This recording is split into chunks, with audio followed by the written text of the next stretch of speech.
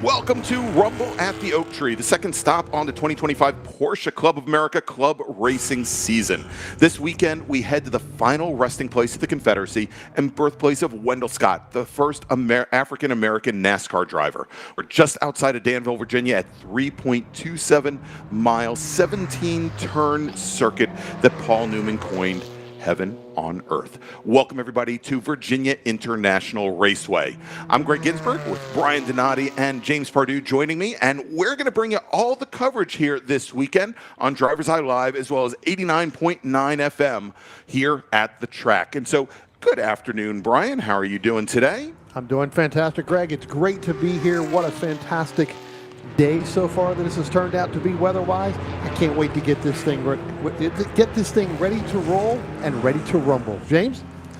Yeah, it's exciting. We've got our 25-minute qualifying session for the Silver Group coming up here. Not a cloud in the sky, but we're still finally moving up into the mid-50s, so it's going to take a little bit of time to get some heat in the tires, but it should be an exciting qualifying. Yeah, I was going to say, James, no clouds in the sky, but lots of wind today. Big gusts of wind as high as, I think, 30, 35 miles an hour. And as you said, quite chilly. We're at right about the double nickel right now, 55 degrees Fahrenheit ambient air temperature here at Virginia International Raceway. And as James mentioned, our first session on track that we're going to be bringing you coverage of is our Silver Group qualifying, made up primarily of the vintage Porsche race cars. And we'll talk a little bit more about the classes that are out here for that in just a moment. And the schedule for this afternoon, besides our Silver Group that are going to have their qualifying sessions, we're going to have qualifying sessions for our other two sprint groups, our Red Group and our Black Group. And in addition to that, we will have our first of three sprint races of the weekend for each of these three groups. And then we're going to come back tomorrow morning and do it all over again with more sprint racing all day for you tomorrow. And then Sunday is Endurance Day here at Virginia International Raceway, where we're going to be bringing you two 90-minute endurance races made up of our wonderful Porsche drivers here. So as our drivers head out on track now, and they're just this is starting actually their first flying lap, as they had just completed their out lap, and you'll see on the left-hand side of the screen broken down both overall as well as by class with each of these racers. I tell you what, Greg, we got 5 different classes within this one run group, and you and James both mentioned it. Getting out there, getting through this, it's going to take at least 2 or 3 laps to really get what they need. You got to get heat in the brakes. You got to get heat in the tires. This course can be very, very challenging, even on a warmer day. Now you throw in cold tires, you throw in cold brakes right off the start, James. It's going to take all they can do to make these cars handle and get through this 20-minute qualifying session. Yeah, in 20 minutes, it sounds like a long time, but 3.2 miles, it's a long lap. You got to go out there, put in a good out lap, try and get the heat in the brakes and then the tires, as you were saying. And sometimes if you get a caution like early in the session, sometimes one lap's all you get. So you got to leave it all out there and get the lap times in early. Tell you what, a lot of these cars have spread themselves out. When they first came out on the grid, they were kind of tightly bunched, right? Come down pit lane, get out on the track. You can see where everybody has kind of spread out. We got one little group right now coming down through the down through Hog Pen, getting ready to hit out on the front stretch. That's the tightest group there. You can see them right now. 6 cars, 3 cars, then a little bit of a gap, then another 3 cars. Tell you what, they're going to start to spread out a little bit more and get as much air and as much heat as they can. You see a little bit of cars wiggling back and forth. See a couple passes during qualifying, which in this group, this is not really what you see as a lot of passing going on. You try to worry about trying to get some of the draft, especially down the front and down the back stretch, down that Madison Avenue. Want to get as much air as you can and tuck in behind somebody before you do that. But you've got to make sure that you get enough heat in the brakes and the tires and still work in that draft to propel yourself up to the lead in the pole within your group. Like I said, there's 5 different groups here. So again, everybody's trying to do it. All right, Brian, and it looks like we've got some trouble over between turn 3, the NASCAR bend, and left hook. Turn number 4, we've got a driver off course. And it looks like he's about ready to get back underway. We'll try and get the number on that car here momentarily for you. As we just had a brief moment of local caution there, and this Porsche 911 continues. Looks like that may be it looks like a 5 something if I'm not mistaken. Looks like the 947, Ron Marmol in that 947, who was leading that VGTO group right now after the first couple laps. So again, that's going to take another couple laps really to get through there. Wouldn't be surprised, since we still got quite a bit of time left in this group, only 7 minutes into this. He may come down pit road just to have his crew check this thing out and then send him right back out. Yeah, and so Ron, a retired engineer out of Eatonton, Georgia, we plan to see him again at Michelin Raceway Road Atlanta in just a few weeks. He's been a Porsche member, Brian, for 47 years, and he's been racing with the Porsche Club of America for over 20. Started with PCA out on the West Coast with the Golden Gate region back in the late 90s. And so we'll see here, again, just a moment there. The track, James, as we were talking before we went on air, very cold, very slick here. And as we saw with some of the practice sessions this morning, some of the drivers' ed groups that were out on track. This is not just a race weekend for Porsche Club. A lot of issues with minimal grip levels here on certain portions of the course. Yeah, it was definitely frosty this morning. Thankfully, we don't have any clouds, so the sun has been able to bake in to the track a little bit, start getting some heat down on the asphalt. Looking up to the times now, in 911 Cup, the 94, Rob Trollinger, best lap time so far at 2:11. 44 Marc Pierre with a best time of 2:09. So those lap times starting to tumble down. But we saw right there, just coming out of NASCAR, that car on the inside, thankfully was able to get going. But that was what I was talking about, is people are trying to get their tires up to temperature. You don't have quite as much grip, so trying to put the power down there. Thankfully, he was able to get away, and we were able to keep this session green. Did not come down the pit lane either. Stayed out on the racetrack and went back through. So again, nothing really big there. Looks like we've got the 153. Jared Jacobs, looks like he may call this a little early after only 2 laps. We'll see whether or not he goes back out. Yeah, so it looks like he's doing some tire pressures. Yeah. So. When he was coming down a roller coaster there, I saw a little bit of smoke coming out the back, so not sure if he might have had a mechanical issue that they were looking at when they brought him down pit lane. Or locked him up, was checking for flat spots. Exactly. Yeah, and so Jared, he's out of Leesport, Pennsylvania, representing the Recent Toter region, and driving in the VO class this weekend here. And Brian and James, he was the 2019 Porsche Club of America Rookie of the Year. All right, let's make a quick call to the grid for our next group, James. Attention in the paddock, attention in the paddock. First call to the grid for Black Group. First call to the grid for Black Group. All right, so here as we are now just about 10 minutes in to this 20-minute qualifying session. Let's take a look. Our fastest driver in the 911 Cup class, driving his 1987 911, Rob Trollinger in the number 94 machine. Michael Pera in his 1973 911 RS. Second fastest he is, though, let's take a look here. Oh, we got the wrong order. He's about Pardon me, let's change this. Michael Piera, your fastest driver currently in his 911 RS. He's got about 85 hundredths of a second on Trollinger. Don Ayinger in the number 50 1987 Porsche 911, about 1.8 seconds back from there. We've got 8 drivers in the 911 Cup class. In VGTO, it is Don Jacobs, your current leader. He's in this class, the VGTO class, made up primarily of the 6-cylinder Porsche 914s. And Don Jacobs, your fastest driver at the moment with a time of 2:13.7. He's 2.2 seconds up on Gary Stanberry and the rest of the class. In the VO class, Jack Switzer, currently your fastest racer, with about 3.5 seconds off over Shane Cias, and then Jared Jacobs, who we talked about just a few moments ago, third fastest in the class. We also have Mark Golke in his Porsche 914-6. He's running in the VGTU class. He's your sole racer in the class. And then Preston Brown, who's driving the number 26 Porsche 964. That's a 1994 vintage 911. Preston is the only driver in VGTX, but he is also your fastest driver on course, with a qualifying time of 2:11.369. Maybe getting another call here on that 153 on that Jared Jacobs. Maybe having some more smoke issues, as you were talking about, James. So maybe it wasn't a lockup. Getting a little bit of report there that they may be seeing again, additional smoke coming out of that car. So, yeah, and it was right as he came over the top of the hill, and that's an easy place to lock up, especially it was early on with cold brakes coming in. But I definitely won't be mad if Pierre and Trollinger end up on the front row. Last year, those guys gave us a fantastic show in 911 Cup.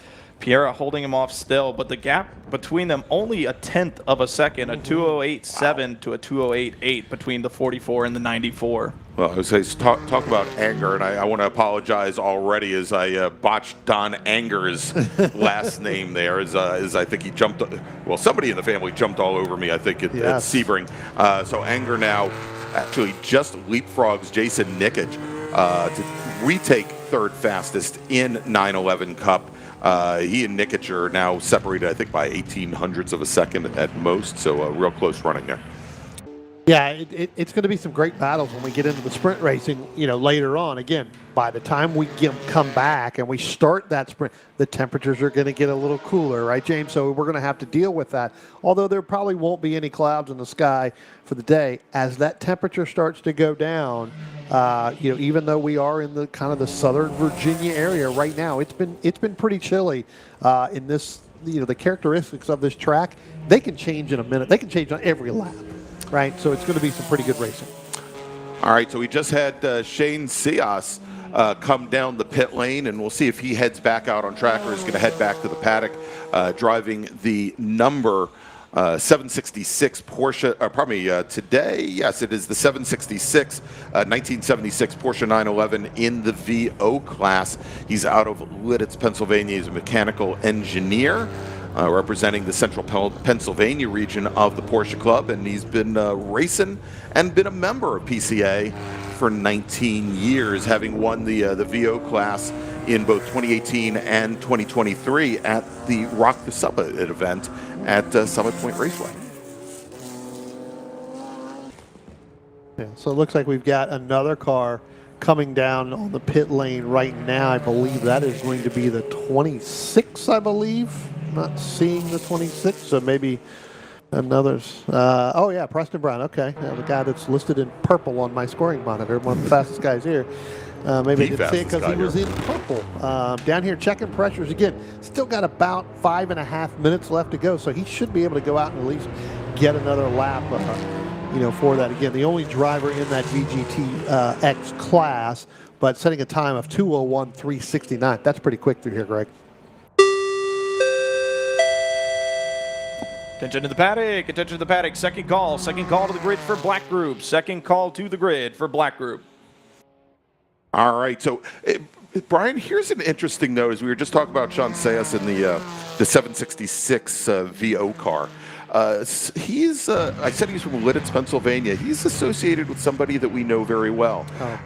He mentioned that he spearheaded the redevelopment of the 2023 and 2024 national championship winning STU Audi in another organization, driven by somebody that we know very well, actually former Pirelli World Challenge Mr. Audi. Two-time. Yes, Mr. Two-time. Chip Herr, the driver of that car. I knew I had heard Sean's name somewhere.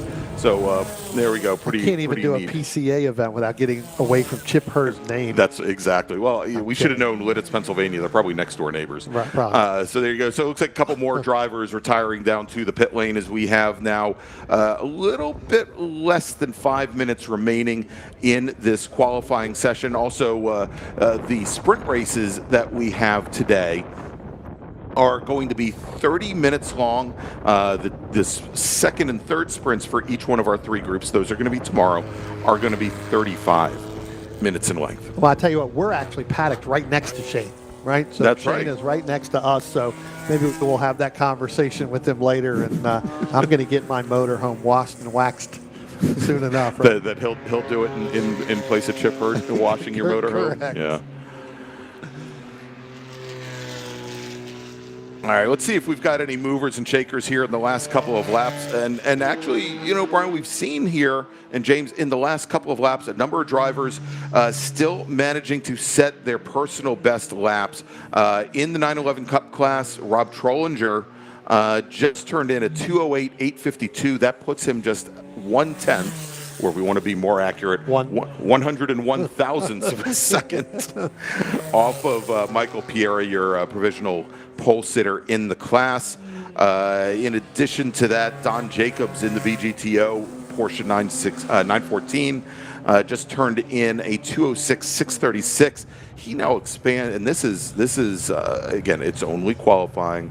As I was about to say, it's only practice, just practice, but it's qualifying. Don Jacobs with his 2:06.636 is now 8.5 seconds up on the rest of the VGTO field. And in VO, it looks like most everybody in that class is starting to settle in. Jack Switzer with a little over 3.5 seconds on Shane CS. I think everybody else in that group is kind of off the track already, kind of brought it in behind the wall. Looks like their qualifying may be done because Jack's got 7 laps as opposed to Shane's really only got 4. And then we talked about Jared Jacobs and that 153 having some problems, him and Todd Simpson, 4 in 2 laps. So again, drivers are starting to wind down here. You talk about Rob Trollinger, he did that on lap 5. Michael Piera still out on the racetrack with his 7th lap in this qualifying session. So, again, a lot of guys started to pull it down here behind the wall, taking it back, getting it ready for later on. Got the most out of what they're going to get out of the car. Again, looks like we've got the 30. That's Jack Switzer, your fastest driver so far in VO. Yeah. Brings his car down the pit lane. Crew is starting to take a look at some tire pressures, given that we've got less than 2 minutes, actually a little bit more than just a single minute remaining on the clock. He'll be taking that car back to the paddock as we've got the Porsche Pig car there. I was going to say, go ahead with that one. I knew you were waiting on that one. Yeah, Eugene Basha out there, James, in the Porsche Pig car. Of course, the original Porsche Pig being, I believe, a Porsche 9, if I remember correctly, a 917-20 that had made its debut at the 24-hour Le Mans back in 1971, I believe. But beautiful car. Yeah, looks like we got a car stopped on the back straightaway there, but like you said, pretty much everybody, that probably was them putting in their final lap there. And third, fourth, and fifth. Donald Hinger in the 50, he moves up to third with a 2:10.5. So that reshuffles. Third, fourth, and fifth there, all separated by about half a second. So not too bad further back. That may be the 151 there of Donald Jacobs. All right, yeah, We'll have to take a look. one of our 946s. Yeah, I think that is Donald Jacobs there. Yeah, and again, the 151 car being our fastest driver up to this point. Next car is the 394 car is heading down the pit lane, and it looks like checkered flag is now out on the session, so all the last flying laps will count. Tell you what, let's do this, James. Let's make a final call to the grid for the next group, and then we'll recap what we saw. Attention in the paddock. Attention to the paddock. Third and final call to the grid for black group. Third and final call to the grid for black group.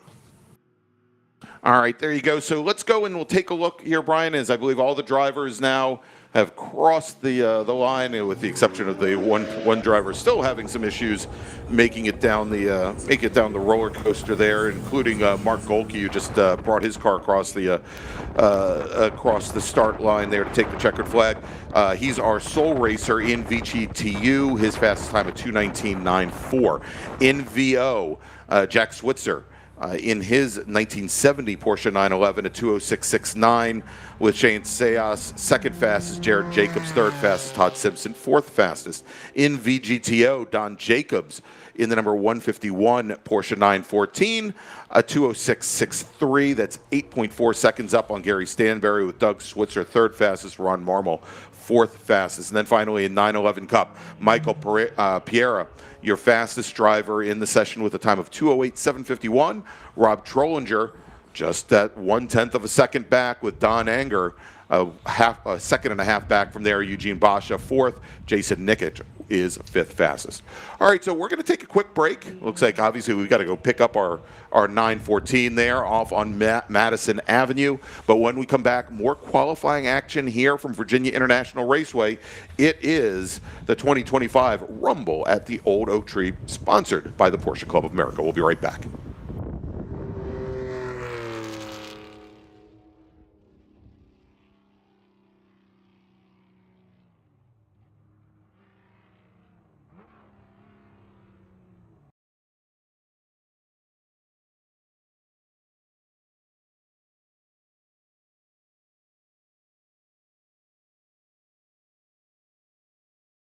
Pirelli and Porsche have been a winning combination around the racing world for years. Pirelli is proud to bring that relationship to PCA Club Racing yet again in 2025. Make sure to see the guys from Frisbee and find the right Pirelli tire for your vehicle, or check them out on the web at frisbeeracetire.com. Pirelli powers nothing without control. When you pack up from the raceway and head home on the highway, remember that the engineering excellence Michelin strives for in racing is applicable to our passenger and light truck tires too. Michelin is proud to continue its national sponsorship of Porsche Club of America and Club Racing. Michelin, because so much is riding on your tires. Looking to decrease lap times on the track without an engine overhaul? GT Racing has a wide range of fiberglass and carbon fiber body panels, along with European Racing headers, exhaust systems to lighten your car and accelerate all the potential horsepower of your engine. Time for a change? Convert your 944 into a turbo or a 924 GT, or your 911 to a 911 RS, RSR, or 935. Talk with Joel at GT Racing. He'll help you choose the winning combination of lightweight Porsche parts and header systems to set you on the right track. GT Racing is your one-stop shop for your Porsche needs. GT Racing is a national sponsor and proudly sponsors tech inspections at PCA Club races. GT Racing also sponsors the Best Prepared Car Award, a $100 gift certificate at each race. Call Joel at GT Racing today at 1-800-797-2911 or find us on the web at www.gt-racing.com. Our first club racing sponsor, Porsche Cars North America, funds the club racing news and sponsors the Workers' Choice Award, considered the most prestigious award given at a club race. Thank you to PCNA for offering vital support to our club racing program.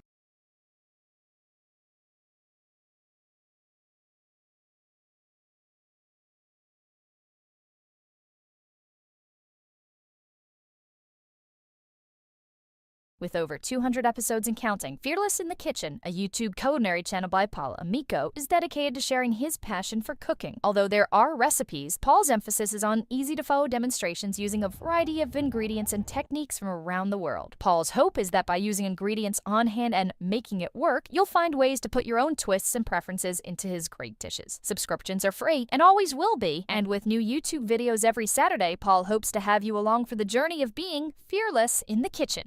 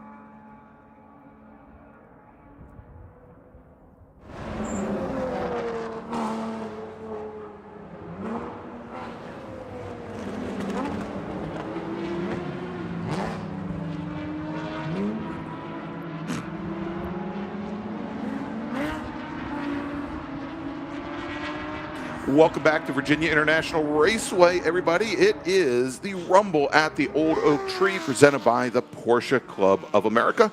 I'm Greg Ginsburg along with Brian Donati and James Pardue. And next up, or actually, well, they're already up, gentlemen, is our second qualifying session of the day. This is our black group, our GHI GT3 through 5. Well, you can read them all there on the bottom of the screen, including Spec Boxster, Spec Cayman, and Spec 996 as well. And they are now on their outlap. They'll be starting with their first flying laps here in just a moment. We have a couple of drivers that are a little late to the grid and just now taking the track just as our first racers are crossing the start-finish line to start those first flying laps. And what that's going to do, guys, is that's going to actually put them right in the mix with cars that have gotten, 17 turns, got a little bit of heat in their tires and brakes on that outlap there. That's going to put them right in the middle. So somebody's going to end up having to really take it easy getting by those that just came out after the, for the qualifying session. So. Yeah, Brian, and this much bigger field here in the black group. We got a huge field of Spec Porsche Boxsters. There's 14 of them. Might be personal bias, a little bit of mine, but I'm very excited to watch that group. Every year that they come out here, they put on a great show. Drivers like Robbie Wilson, Rob Walker, Lawson Wilder. SP3 as well, one to watch. A little bit of a smaller group, only about 6 cars running. But the 5, the 915, Ken Agna, and Mike Kelly, always ones to watch out in front with John Patton in the number 1. As we've got cars now setting their first flying laps. Yeah. Tell you what, tomorrow during their race here, we're going to have a special guest come up here. I'll give you a little bit of a hint. She has expressed she's got some dirt on some of these guys. Dirt? Oh, no. No. Yeah, and actually, a Porsche Club racer. She's not racing here this weekend, Brian, but she is doing some test and tune on a chassis that's new to her. So it's on a cup car, so moving up a little bit there. Not doing so. Alex Farrick is going to join us tomorrow in the booth, especially for this race here. So looking forward to that. And again, we're talking more about the Spec Boxster, as you said, James. That always is a very good race. As the race goes on in some of these sprints that we have. Her father, Ryan, I believe, is actually in the 291. So he is out there right now qualifying. So. Yeah, indeed. Ryan Farragut, as you said, the 291 Porsche Boxster. And Alex been racing a 944. Or was it a 944 or 924 previously, Brian? Let's see. I thought it may be a 944 is what she was in. I'm sure she'll send us a message. She's very well known for texting while in the car. While being racing, that she's not in the car, now she can really go it. So. Oh, this one she'll be quiet. So I believe it was the 944. Yeah. All right. Looks like a couple of our racers still looking for maybe a little bit of clear track here. In order to set fast laps, as they are running, some of them are running side by side through left hook, one of the slowest corners here on the course. And we've always had, kind of in this group here, we've always seen in our H class here, Ryan McGrath's always been one of the fastest, and now we've kind of thrown in some of these GTB1 cars in here as well. They're also pretty quick here, so a pretty good evenly matched groups that we have. So we'll be able to, see the progress of that as they move along. To do that. So again, couple good laps here. Ed Dunn in that 98 in that Cayman, 2014 Cayman. He's been out here all morning long. He was out here yesterday, doing the track day there. So again, getting a lot more experience on this racetrack to help him with his time. So right now, leading that group with that 207.887. That's in that GTB1. Looking already at Spec Porsche Boxster. I said Robbie Wilson in the 29 out of Frostburg, Maryland, with a best time of 2:09. Split between him and Rob Walker in the 171, already only 1.2 seconds as they start their second flying laps now. Looking back into SP3, Ken Agna in the number 5 with the 2:11.0. Pretty good pace, about a second spreading him from the 9:15 of Mike Kelly. Tell you what, in the last group, in the silver group, we had 5 different classes. We got 9 different classes right now. So, again, pretty good. You're going to have a lot of mixing racing going on later this afternoon. Right now in qualifying, again, you want to try to get with somebody that's in your class. That's who you're really racing. You get stuck a little bit behind somebody that may be a little bit slower. You got to give them that room. We were talking about that earlier, James, where you've got to get as much room as you can out here for qualifying, because it's about getting the fastest lap. Tell you what, right now, you've got drivers that are just really trying to get the space or trying to get around that other driver to do that. Well, especially for some of our drivers that got out on track late, they're going to have to spend that lap getting the tires up to You're right. as well. Exactly. Yeah, so trying to find that gap with a group this big is super important. All right, going to the top of the leaderboard now, gentlemen, is Eric Hortsoy in the number 321 Spec Cayman, the 2006 Cayman here, turning in a time of 2:04.770. That puts him, for the moment, up by almost 2 seconds on Matt DiStefano and the rest of the Spec Cayman class. In ME1, in his 2001 Porsche Boxster S, Don Holmes, your fastest driver currently, 2.6 seconds up on Frank Osborne and Christopher Fay. In SP3, you were just talking about Mike Kelly in his Porsche 944. He currently has 0.13 of a second advantage over Kenagina, with John Payton in his Porsche 968, currently third fastest, another 2 seconds back from there. In GT3, John Dunsky with 1.1 seconds over Steve Garrison. And in a very large Spec Boxster class, gentlemen, we have 14 drivers registered in Spec Boxster, actually, that have taken to the track, and I'm fairly certain I saw one that had some challenges in the practice sessions this morning. Hopefully we'll see that car before the end of the weekend. But Robbie Wilson in the 029 Boxster, currently your fastest driver with a time of 2:08.818. That's 2 seconds up on the rest of that field. Rob Walker, second fastest, and another second back to Lawson Wilder in third. And the G-Class, Michael Gershon in his Boxster up on Colin Doherty in the Porsche 950 with about 0.9 of a second there. Tell you what, Greg, we're getting a call in the radio here. The number 6, James Clemens, just past the start-finish line. That's a standing yellow there, just past that. So, again, that's also affecting some laps. I think you can see that down at the very bottom here of the screen. Right by the corner station. Right as you go down in there. It looks like he's looks like he may be facing backwards towards us, towards our camera. He is. So we'll have to see whether or not we go to a... All right, and we're going to have an early end of the session here, as they did have a local caution covering down at turn 1, but we're going to throw the checkered flag here. And just before that local caution came out, Brian, Del Rey in the number 791 GTB1 Cayman moved to the top of the leaderboard overall, with Ken Pryor second, Ed Dunn third. But let's do this, because I think we probably, especially with the early end of the session, probably need to make a call to the grid for our next group. Let's do that now. Attention in the paddock, attention in the paddock. First call to the grid for our red group. Please start heading to the grid. Red group drivers, please head to the grid.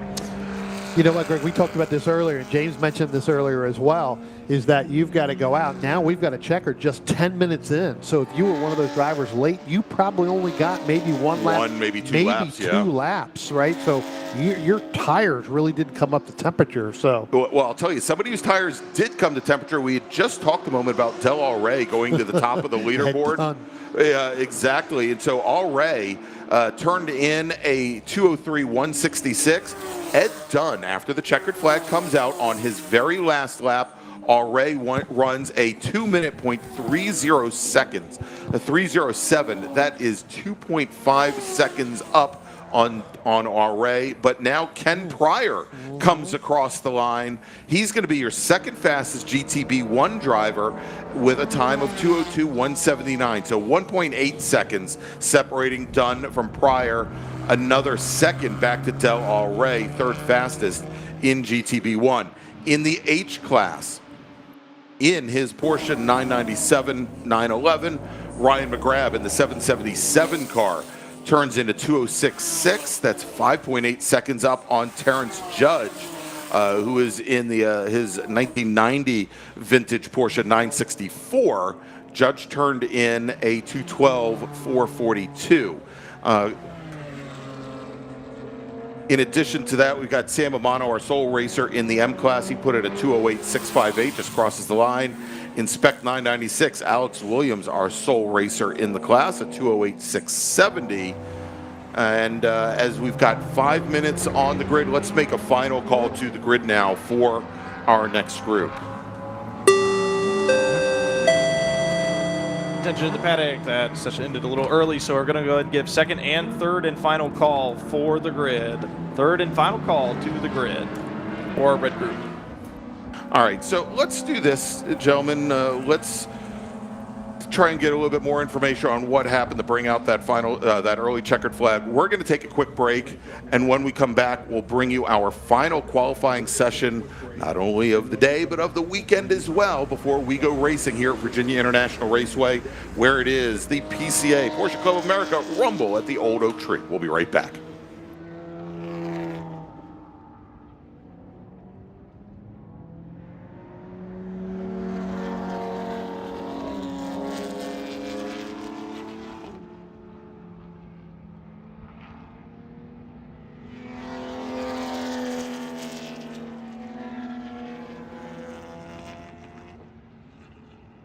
If you're a PCA racer, Watkins Glen has got to be on your bucket list of tracks to drive. If you've driven it before, don't miss the chance to come back and improve your times and win on this track where great racers such as Jack Bratham, Sterling Moss, and Dan Gurney found glory. Maybe it's the sheer joy of racing on this superb, well-maintained track with its thrilling elevation changes, or imagining they're running with Mario Andretti, Jackie Ickx, or Derek Bell that brings out racers from all over the USA and Canada to make this Zone 1 club race one of the largest on the PCA Club Racing circuit. PCA members are welcome to attend and perhaps consider how they may make the transition from driver education to club racing. The fun-filled weekend will include 3 sprint races and 1 65-minute enduro race, along with an advanced solo DE run group. Registration opens on clubregistration.net on April 21st. Experience the ultimate celebration of Porsche passion at the annual PCA Parade. This week-long extravaganza from July 6th to the 12th is a must-attend event for Porsche enthusiasts of all ages, offering a perfect blend of social, competitive, and educational activities. From the Concours d'Elegance to the autocross, to the scenic driving tours, to the tech sessions, to the banquets, to the social events, there's something for everyone. Whether you're a seasoned collector, a weekend racer, or simply love the brand, the PCA Parade is your chance to immerse yourself in a community that shares your passion. Set in Oklahoma City this year, a central location in the United States right along historic Route 66, join us for an unforgettable celebration of everything Porsche. Whether you're polishing your car for the concourse, taking on the autocross course, or joining a scenic driving tour, the PCA Parade promises memories that will last a lifetime. Secure your spot today and join us for a week of excitement, connection, and all things Porsche. To learn more and register, please visit PorscheParade.org. We're thrilled to announce the highly anticipated Racing of the Spring race at iconic Lime Rock Park, set for April 25th and 26th. This marks the 33rd year of this exciting event, and it's the perfect opportunity to take your Porsche out on the thrilling 1.53-mile road course and experience the rush of racing alongside fellow Porsche enthusiasts. With exhilarating action, breathtaking views, and a vibrant atmosphere, this event is truly one you don't want to miss. It's going to be a weekend filled with high-speed excitement, camaraderie, and unforgettable moments. Whether you're behind the wheel or cheering from the sidelines, racing into spring promises to be an amazing time for everyone. Mark your calendars now. This is one event you want to be a part of. We can't wait to see you there.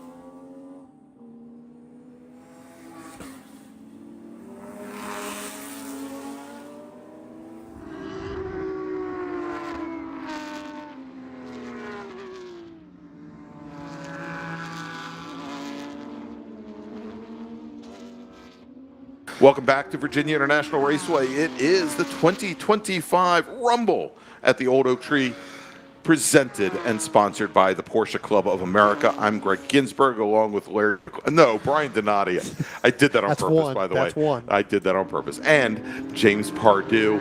And we have our last qualifying session of the day on track. And gentlemen, it is already an awfully crowded track as we have 50 Porsches, whether they be 718 Cayman GTRS Club Sports or 911 Cup cars, the fastest Porsches that we have here this weekend.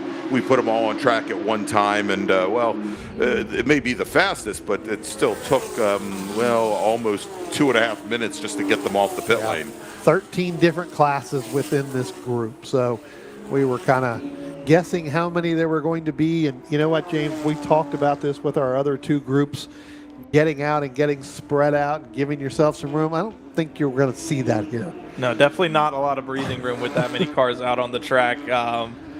And getting the tires up to temp too. A lot of these guys running on they've got the slick tires, a lot of them. And in GTD3, you've got 10 cars there. That's one of your biggest. The biggest one that we're going to watch in qualifying today is GTC7. Yes. That's always a great field to watch as well. But we saw in the last qualifying, that's why I brought it up during our silver qualifying, is getting those laps in early, because you never know how long you're actually going to have. So, and as we saw in the last session, that is definitely the case, that the checkered flag might come out early, and you may not have an opportunity to put in more than 2 or 3 flying laps. And when, again, many of these race cars with tires on them where it will take 2, sometimes 3 laps in order to get them up to temperature, it's absolutely key that you can put those flyers in immediately. And so I think we'll start to many of these race cars start to gap a little bit and maybe not run right on the bumper of the car just ahead of them, so that they have a little bit of room to operate with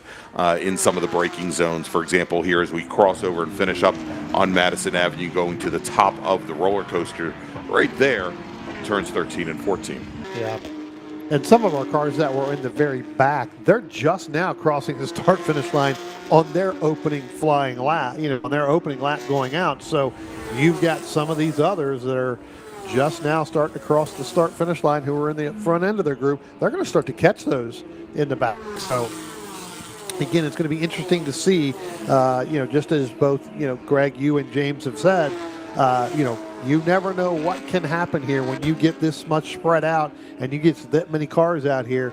All it takes is for one thing to happen, and you end up with a non-competing lap here, James. So, got to keep an eye on that. Number one. Number two is, again, as I said, some of our earlier cars in this group that have gone out, they're already starting their second or third lap, and the other ones are just finishing their first. Yeah, Brian, and as Greg was saying, these are our fastest cars of the weekend. As we look to GTC 8, the 251 Colomazzola already sub 2-minute lap times, a 159.1.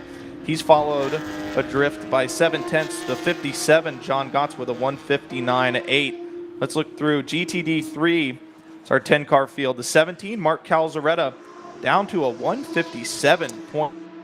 That's a fantastic lap. And he was one of the back cars that came out at the very end, right? So again, as those earlier cars start to go up, Calzaretta just his second lap went even faster that lap with a 157.686. So again, that car getting faster. You're going to see. You talked about the GTC 7 Belastenko in that number 20 machine. That's a 156.42. So these drivers are not only fastest group, they're getting even faster with every single lap. And again, we talk about this as they come through some of these, the front stretch, and then we get down the back straight, down past Madison Avenue.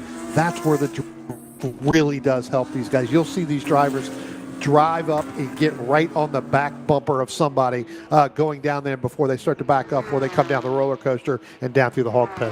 Yeah, it looks like we got a car off drivers left up at the top of the S's. Looks like that car is still moving, just got a little bit light. Those cars get real light up at the top of the hill, so he's going to have to sit there and wait for a point to join in. One thing I wanted to bring up, Brian, was with how small the silver group was. I don't think we're going to see a lot of people coming in early like we did in that group. You got so many cars out on track that you're going to have to try and find that space, and you might not put in that best lap till right at the end if you find a gap. Yeah.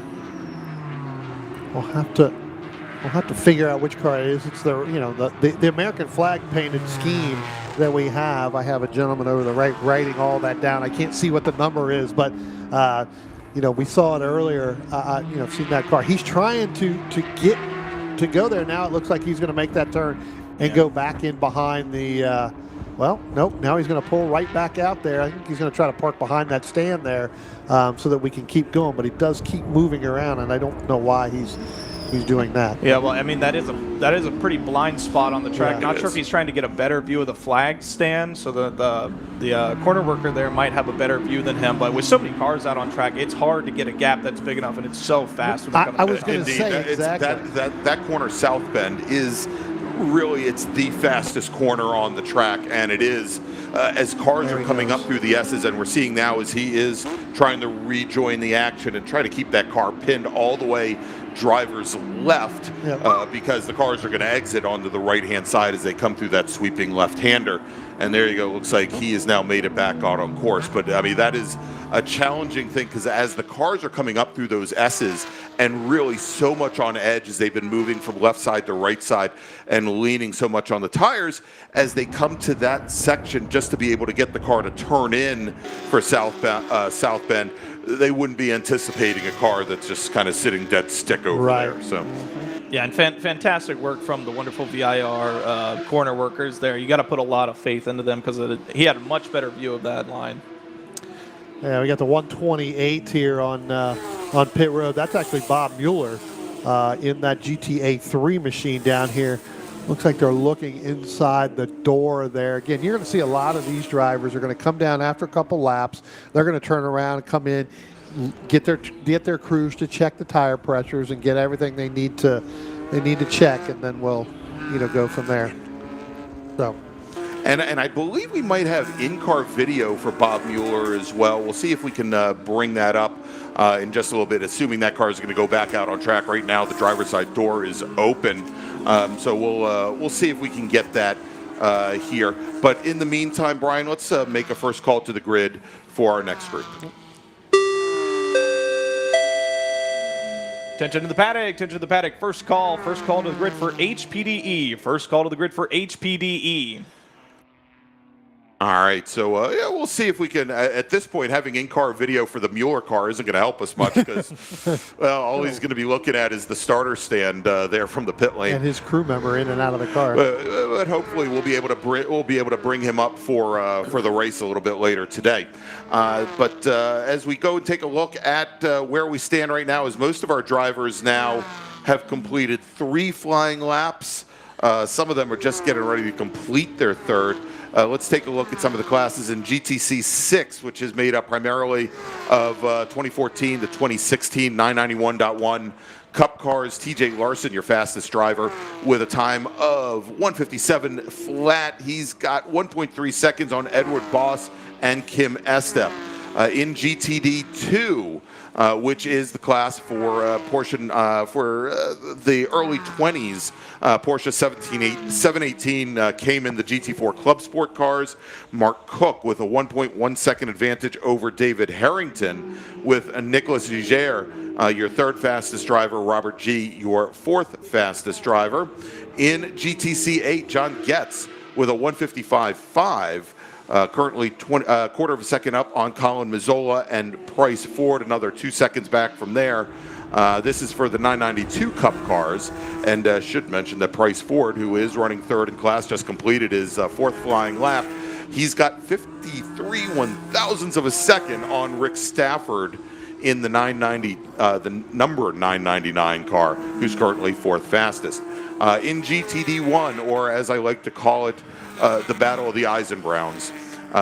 Both of these drivers are in 981 Cayman GT4 Club Sport MRs. Michael Eisenbrown with a time of 2:11.839. Oh, and Douglas Eisenbrown hasn't come out and hasn't turned in a time. Yeah. So we already know who's won that fight. It might have actually happened on the grid before they ever came onto the track. In GTD3, Mark Calzaretta in his 2024 Cayman GT4 RS. Has a 157.2. That's 0.6 of a second up on Chris Dooley, with Ray Ramirez another second back from there. Jason Phillips only 0.2 back from Ramirez. In GTC7, Bella Stanko in his 2019 991.2 Cup car. And we saw Bella down at Sebring, Brian, a couple months ago, and I think it was his very first Porsche Club race, if I remember correctly.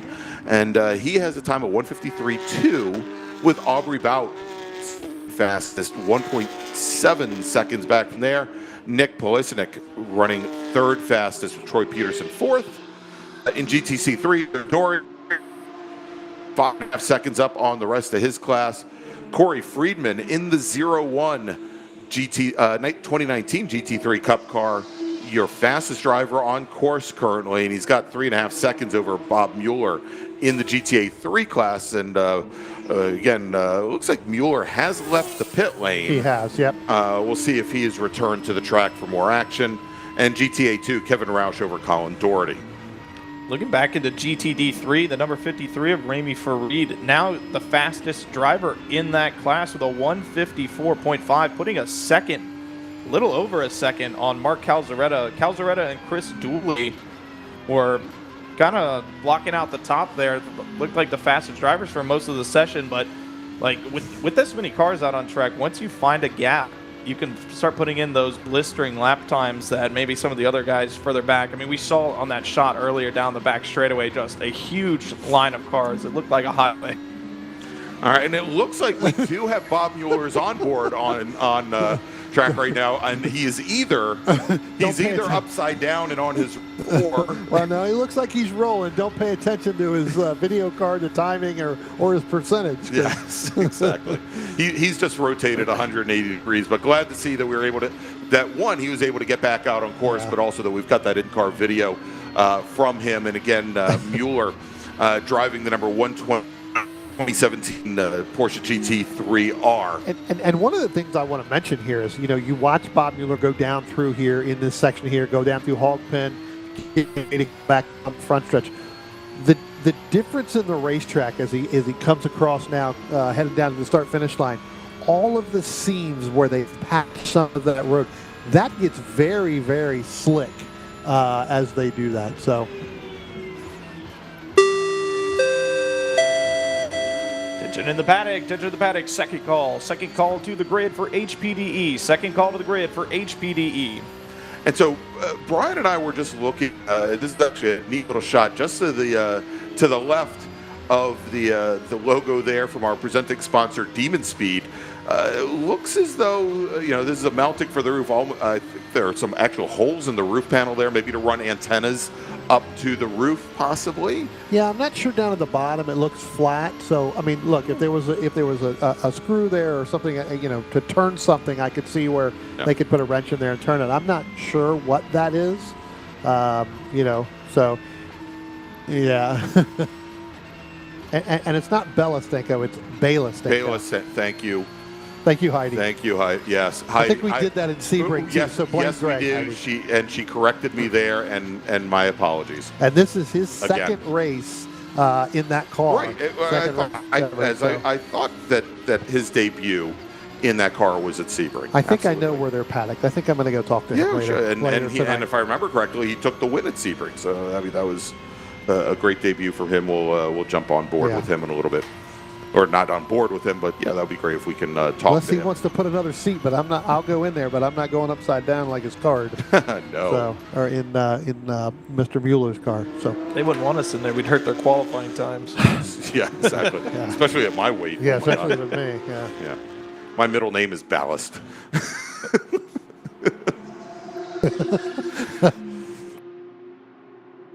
All right, so we've got, looks like about maybe 3.5 minutes remaining here in qualifying, give or take, as the field continues to make their way around. And we still have a number of drivers setting fast laps here in the session. Robert Wyson just turned in his fastest lap in his 992.2 Cup car. Robert currently running third fastest in GTC 7. Charlie Craig, who's running 8th fastest in GTD3 in his Cayman GT4S Club Sport, just turned in a 2:04.91 to put him about 0.3 of a second up on Brianna Ogden, and who we'll see Brianna come over. I think she's with Rafa Racing, coming over from another organization. Matter of fact, the first time I saw Brianna race, I think, was last year at Dola Motorsports Park with that other organization. Dominique Lequeux is our sole racer in GT2 this weekend in the GT4S Club Sport. Dominique just turned in a 1:58.55. Sounds like checkered flag is now waving, so Yes, it is. drivers coming across the line, it's do or die time to set those final laps. In GTD3, the split between first and second, 1.5 seconds. That lap time of 1:53 on lap 7 by Ramy Farid still good enough for first place in GTD3. GTC8, I think that's our closest split between... No, actually, GTD2 is our closest split. David Harrington and Mark Cook, only 0.3 of a second. I think Mark Cook pitted a while ago, though, as his best lap came on lap number 3 for him with a 1:59.6. Yeah. I tell you what, real quick. So we are getting word of the reason why those holes are there and those are lift points, right? And that's for an FIA crane to lift the cars over barriers. If for some reason that car gets stuck and they got to use a crane to lift that over there. So 5,000 TQ, thank you, because that actually does make sense. Here we are again. You can see it on the right-hand side, and I did notice where our timing ticker is. I could see one over there on the left. So that actually makes perfect sense to me for a crane to lift those up. I would assume it's probably in the back as well. So and then Bob Mueller just said yes. So maybe he gave us the old thumbs up there or waving at the camera. So he, in turn, I think heard what we said, or somebody on the radio just told him. So gave it to us. So. All right, well, we've just been given word that the 5-minute warning's been given on the grid for our next group. Let's make a final call for them, James. Attention in the paddock, attention in the paddock. Third and final call to the grid for HPDE. Third and final call to the grid for HPDE. All right, so let's do this, gentlemen. Let's take a quick break. We'll be back here in just a few moments. We're going to take actually a little bit of a break while this driver's ed group heads out on track, but we'll be back with our first of 3 races this afternoon very, very soon here from Virginia International Raceway. It's a 2025 Rumble at the Old Oak Tree. We'll be right back.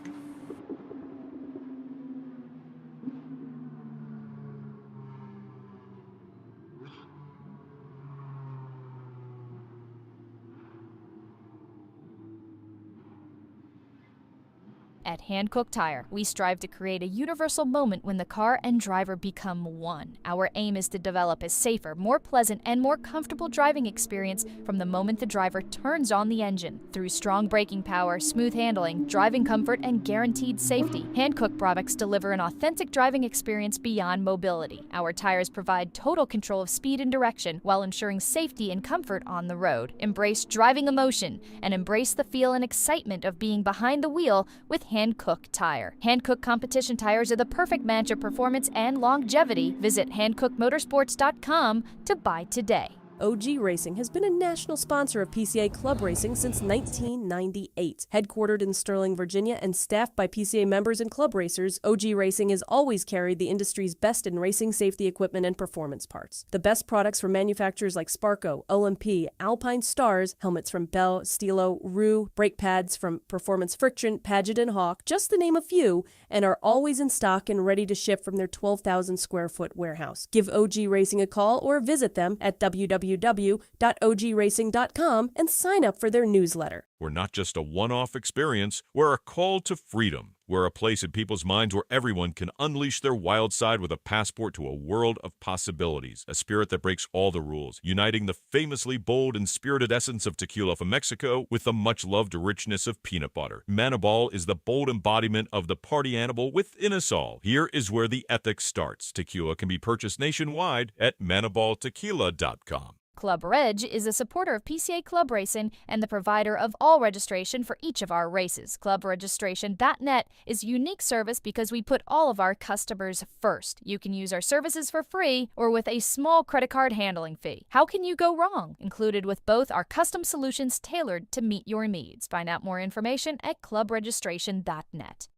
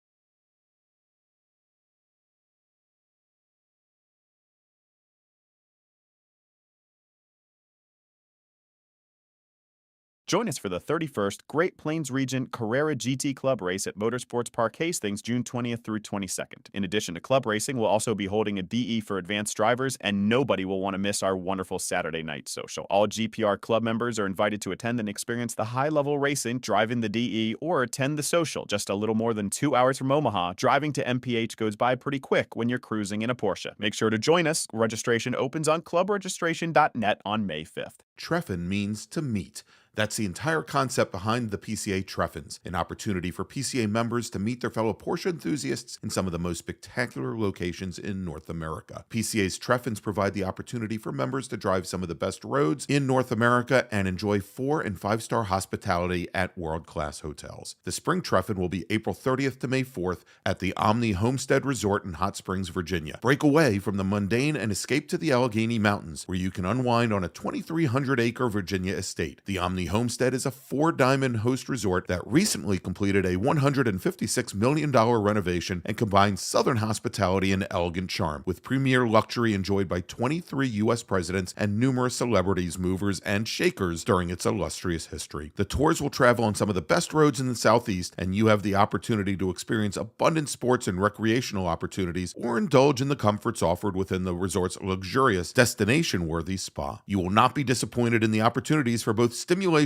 and relaxation. To learn more and register, please visit treffin.pca.org. Come join racers, sponsors, spectators, and volunteers at this year's Rock the Summit, September 12th through 14th. Rock the Summit is the club race for PCA Potomac's Founders Region, and at 34 years, it's the longest-running PCA race in the nation. Beyond the high-energy racing, join us for live music, a barbecue dinner, roaming beer carts during happy hours, and some other treats as well. Our 100-plus highly committed volunteers are ready to make the race weekend the best you'll ever experience, whether you're a racer, spectator, or sponsor. See you at Rock the Summit 2025.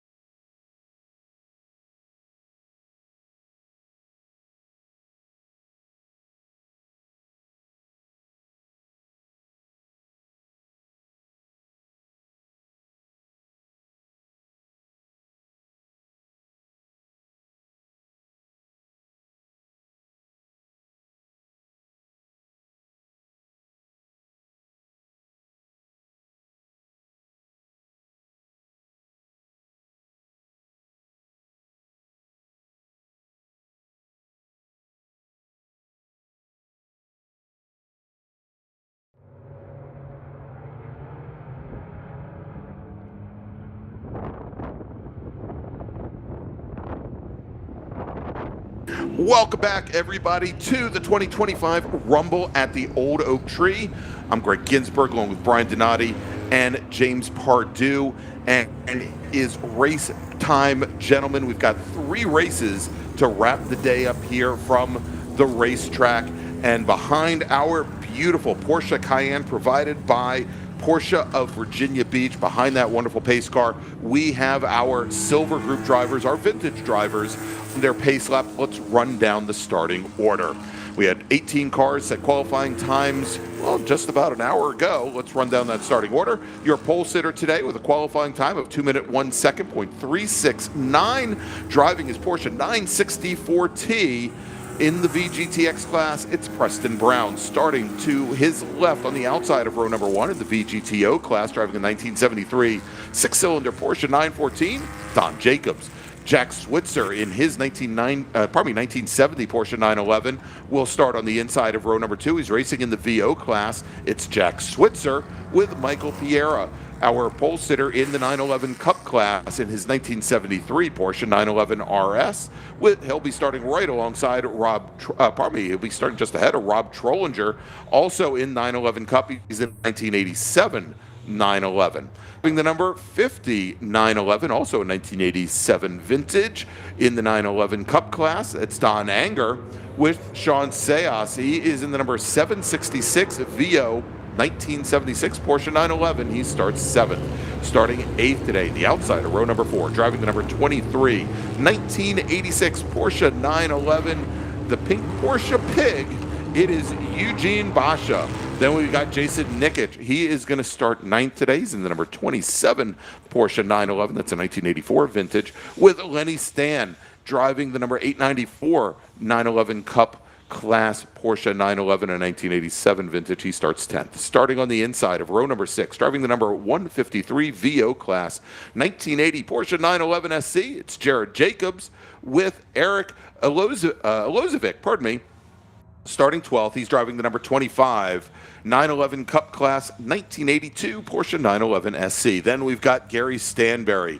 Gary is in the VGTO class. He's driving the number 59 Porsche 914 6 with Doug Switzer starting 14th. He's driving the, oddly enough, numbered 914 1971 Porsche 914, another 6-cylinder machine.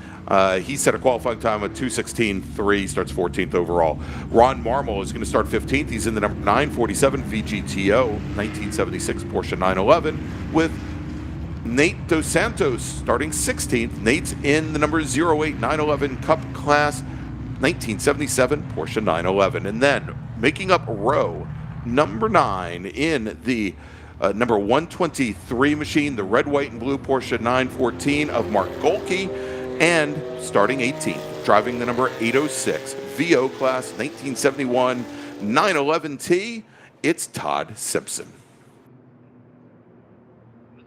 All right, as that beautiful pace car, again provided by Porsche of Virginia Beach, comes down through the roller coaster and into Hog Pen, it'll be pulling off here, turning the field over to our starter and to our pole sitter, Preston Brown.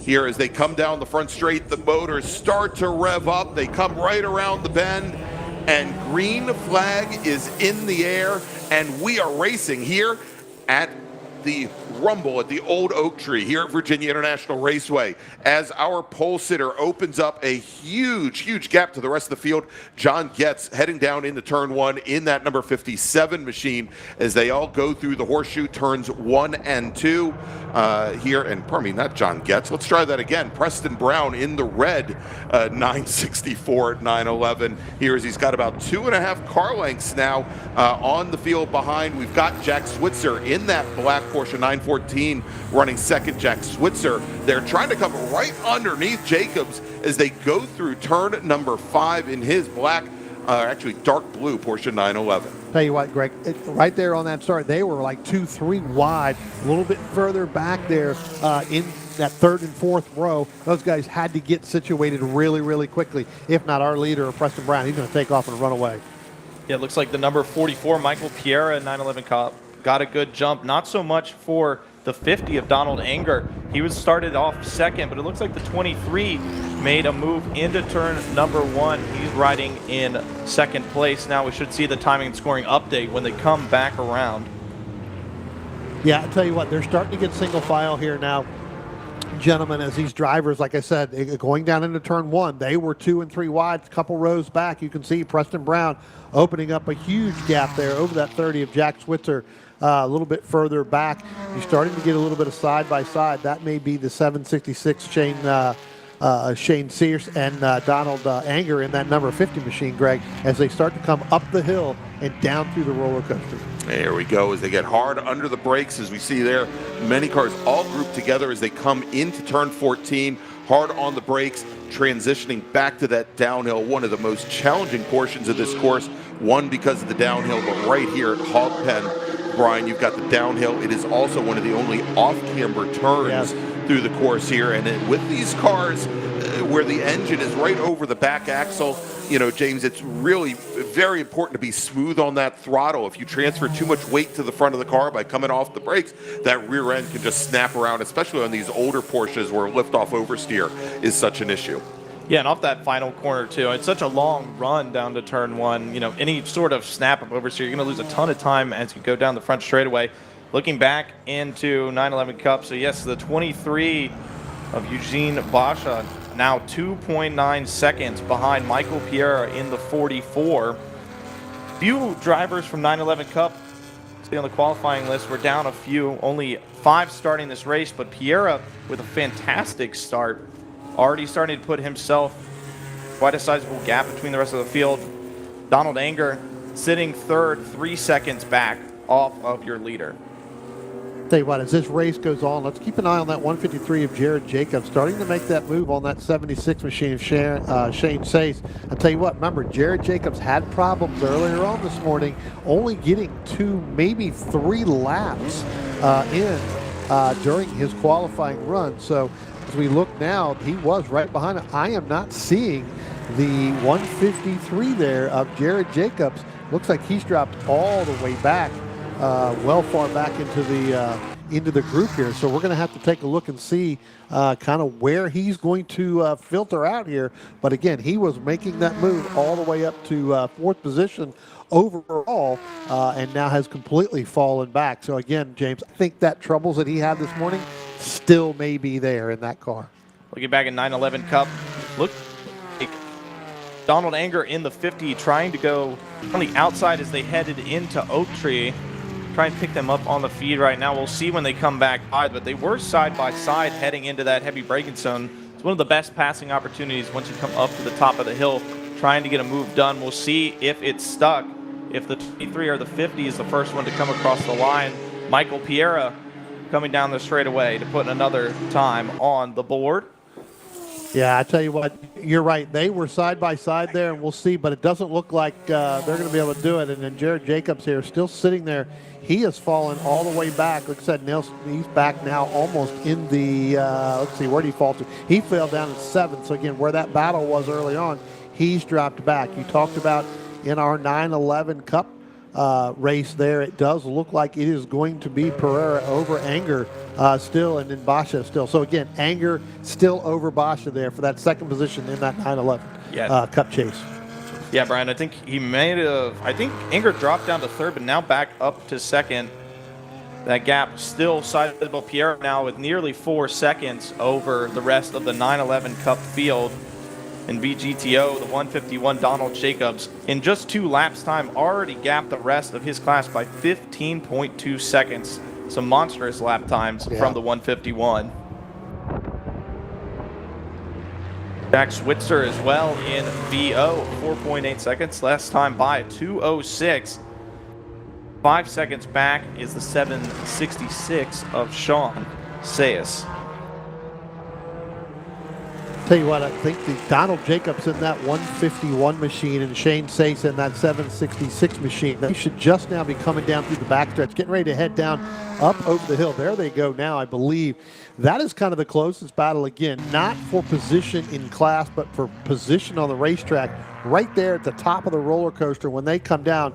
I tell you what, Sace got a good run around, and then it looks like Donald Jacobs now trying to hold on, and that actually may be Pereira in that 44 machine. We'll have to take a look at that, but I do believe that may be, that's actually the 30 machine. So that's Jack Switzer along with Donald Jacobs, so not Sace. Sace is back here now. So Jack Switzer and Donald Jacobs, again, still, same thing as I said before, not a position in racing class, but a position on the racetrack.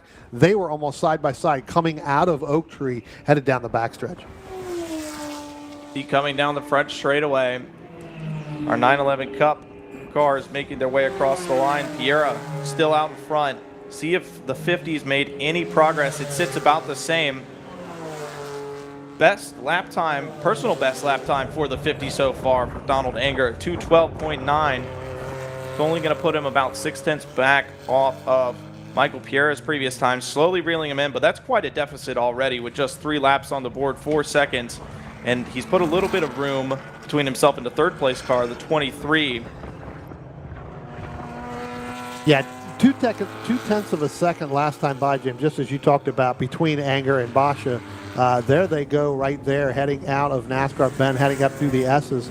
Again, you still got another car there. That would be the 894 of Lenny Stan.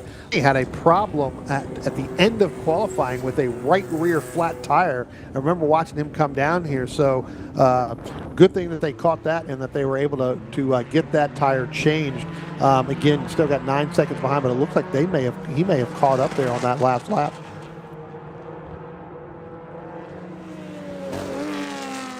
Our overall leader, Preston Brown, in that number 26 machine, just went his fastest lap on lap 3 there of that 2:02.734.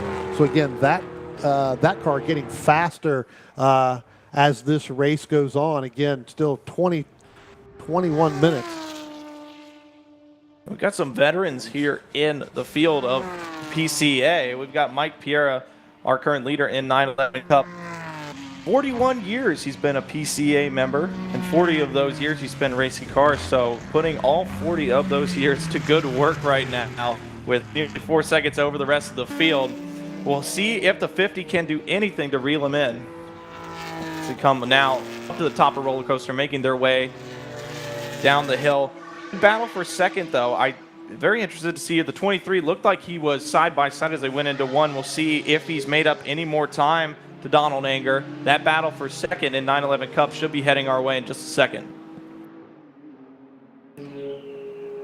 Yeah, I think they just now going across the start-finish line. Donald Anger leading again. Now it's dropped under basically almost 1/10 of a second there over Eugene Basha. So again, those two drivers, they're going to battle it out all the way to the end of our time frame with just under right around 20 minutes left to go here.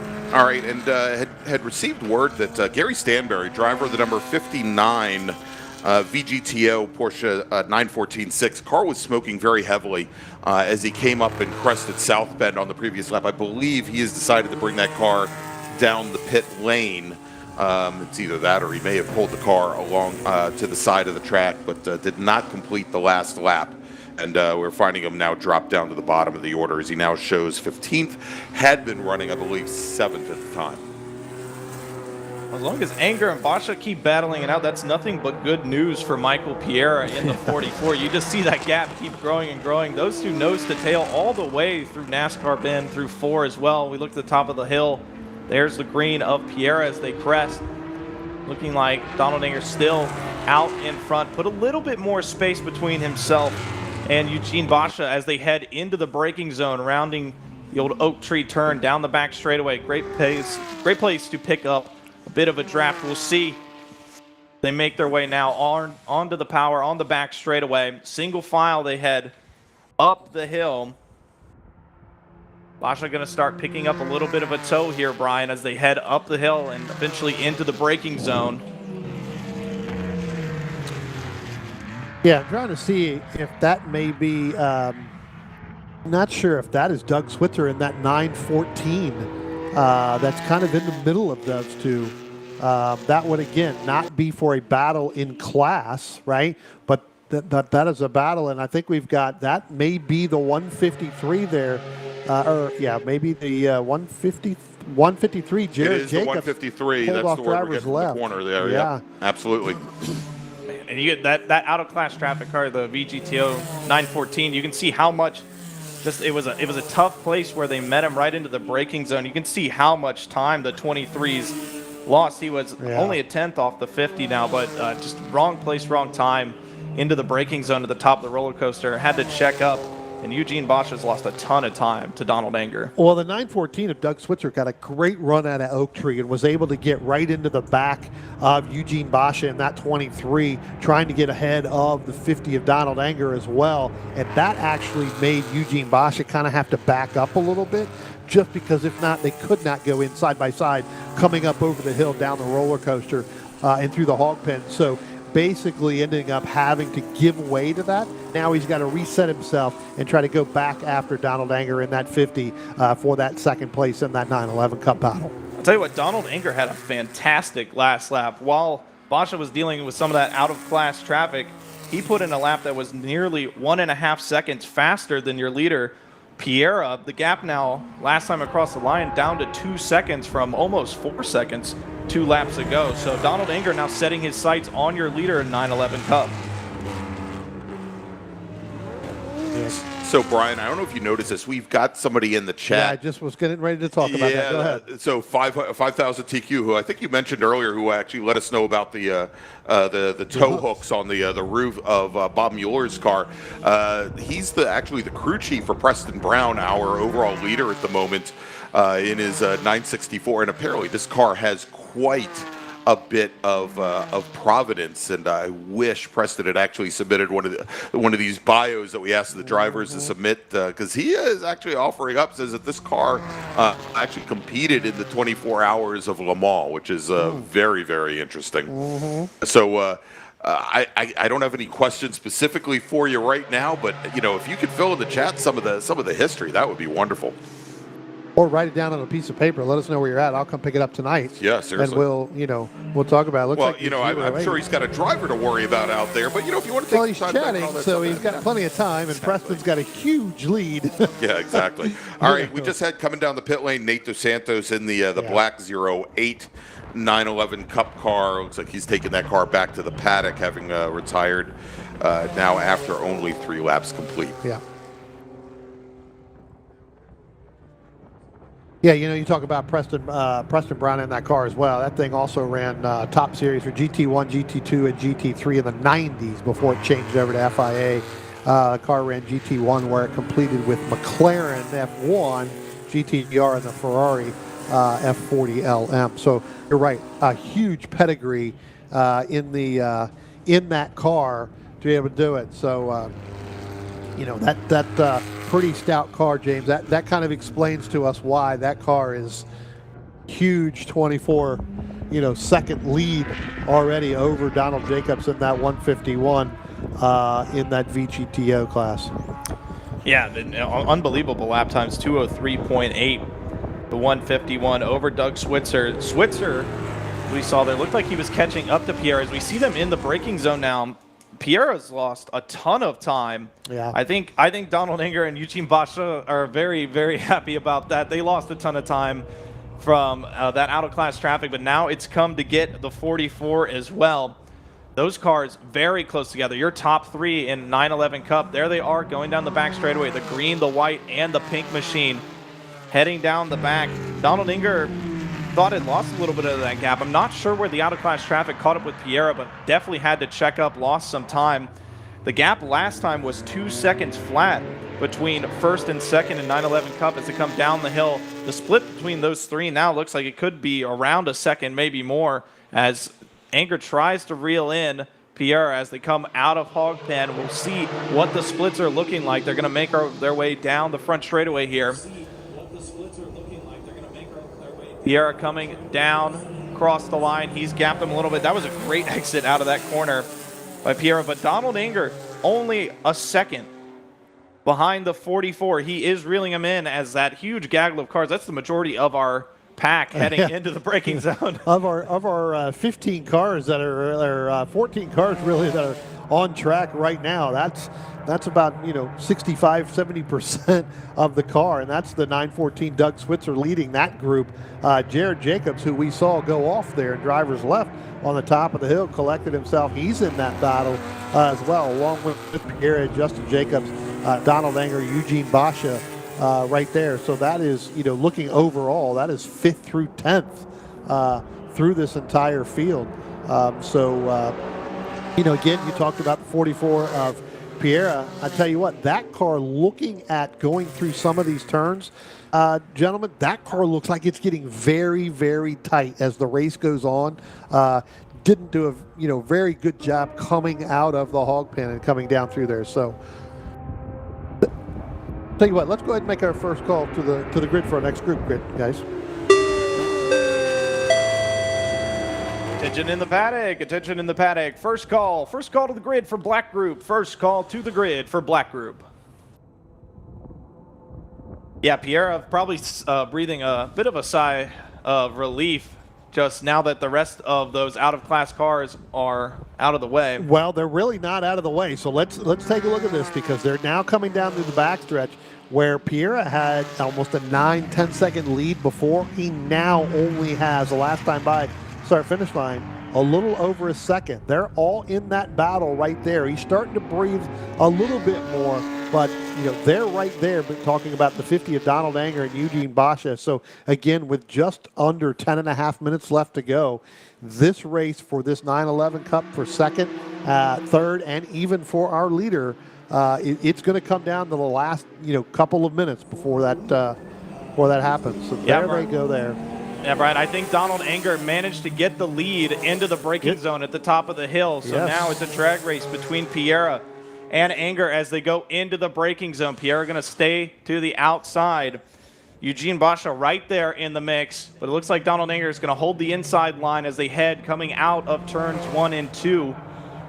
See where they sort out coming into NASCAR Bend. But yeah, great move deep on the brakes by the 50 as they came into the top of the hill. Anger still out in front. Look at how close the three of them are. Looks like a little bit of a wiggle by Piera coming out. You see Eugene Basha managed to reel him in a bit as they come out to turn 4 and 5, start making their way up towards the bridge. This is a fantastic battle for our top three in 911 Cup, all separated by less than a second. Tell you what, it'd be interesting to find out if that car is getting loose or getting tight, because it looks like he's trying to force that car to turn. Meaning Michael Piera in that 44 machine, which that time by caused that rear end to slip out a little bit, which caused that that tight, loose feeling through those three. So he's starting to drop back a little bit. Donald Anger starting to excel a little bit faster there. That car looks like it's really starting to come in that 50 machine. He's starting to pull away a little bit as we come up out of the hill, out of Oak Tree, and down the backstretch, down through Madison Avenue. We'll see whether or not Basha and Pierre are going to be able to close the gap on them. Again, we talked about that other car that was a little bit in front of them that had that in there. That's the Doug Switzer machine. So again, they're going to try to get a little bit of draft off that machine as well. But I tell you what, guys, that race for the 911 Cup's definitely coming down to the end here. There you see coming up over the hill out of the roller coaster. And it looks like Pierre got through the hill that much better that time there than Donald Anger there, James. So again, it's going to see how he gets out of hog pen, how he gets down onto the front stretch, whether or not he's going to be able to have the battle there. It'll be interesting. Pierre last time got a great run out of hog pen down the front straightaway. Donald Anger with a little bit more room to play with as they come across the line this time. Too far back for Pierre to do anything about it on this attempt into the braking zone around turn 1. He gets a sniff on the inside. It looks like we've got potentially a car off a cloud of dust. Looks like a standing yellow down in turn number 1. Yeah, we saw that big cloud of smoke, or actually dirt, up in the air there. And I think we do have a caution down at turn 1, and that may be the 521. That may be the Justin Jacobs who was going side by side with Jared Jacobs. Yeah. That's exactly what I thought. Yeah, and we're getting word now that indeed that was the red 914 that went off of turn 1, and he's just now, as we see, going through turns 3 and 4 and into turn 5, is rejoined actually behind the 911 Cup cars that we were watching. Is that a father-son battle or a brother-brother? One of them ran the other one off, maybe? Who knows? Could be an interesting dinner. Interesting dinner. Well, regardless, I'm sure Doug Switzer in the white 914 in the number 914, he's awfully happy about whatever sibling or parental rivalry there may be there.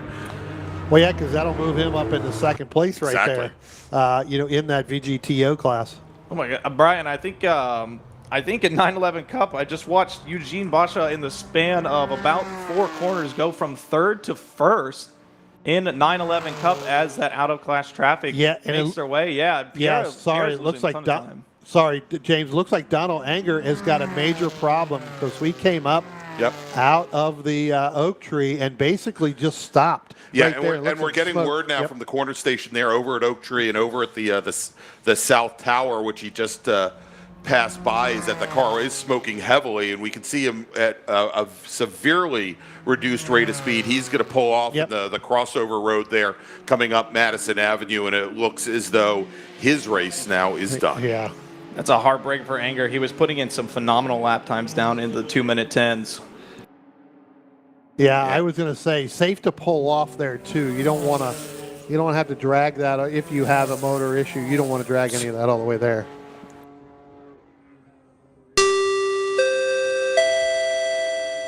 And attention to the paddock, attention to the paddock. Second call to the grid for black group. Second call to the grid for black group.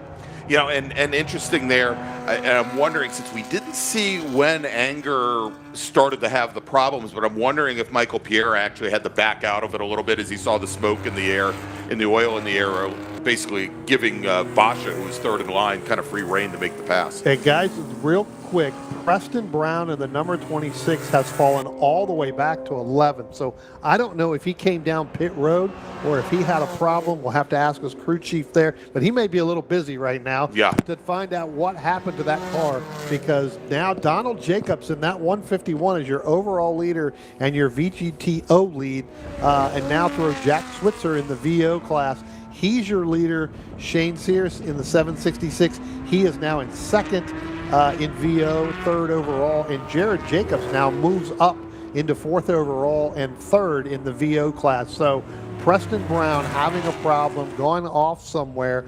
That wasn't the red car we saw going off before. So somewhere along the line, Preston Brown has pulled off. He's dropped all the way down to 13th.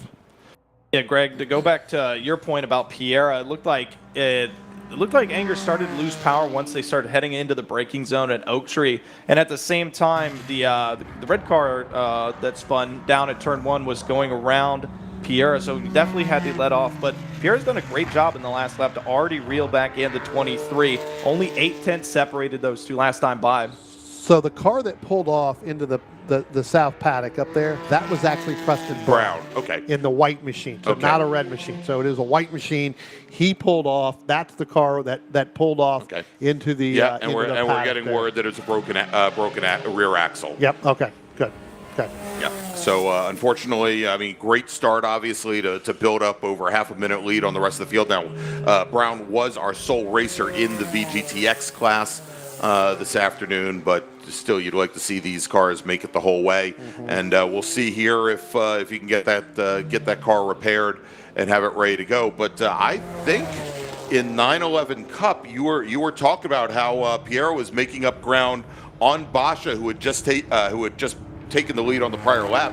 Michael Pierre, now our new leader in 911 Cup, as he's gotten around Eugene Basha. We see them here coming into left hook into turn 4, and probably the biggest gap between these two cars the entire race now at about 6-7 car lengths. Yeah, Pierre's really started to stretch his legs there. As they came across the line, he'd already put 1.2 seconds over Eugene Basha, so wonderful job so far. 2-minute 12 last time by. Whatever tightness was up in that car now seems to have stretched out a bit. And it looks like we are on the last lap right now, gentlemen. going through there. So not only did we have Michael or Preston Brown pull off up there, we also talked about the 50 Donald Anger. He also pulled up there. So we've got a collection of cars up there sitting there in the South Tower, because that's going to move Lenny Stan up into third in that 9/11 Cup. He's 18 seconds back. You've got Piera, and then you've got Bosch, as James was just talking about. That's a 1.2 seconds. They're going to be coming to the green, or to the one to go here any moment. All right, and our overall leader, Donald Jacobs, I believe, has come and taken the one to go. So less than 3.27 miles remain for the driver of the 1973 Porsche 914-6. And Jack Switzer running second overall. He leads the VO class over Sean Sayas.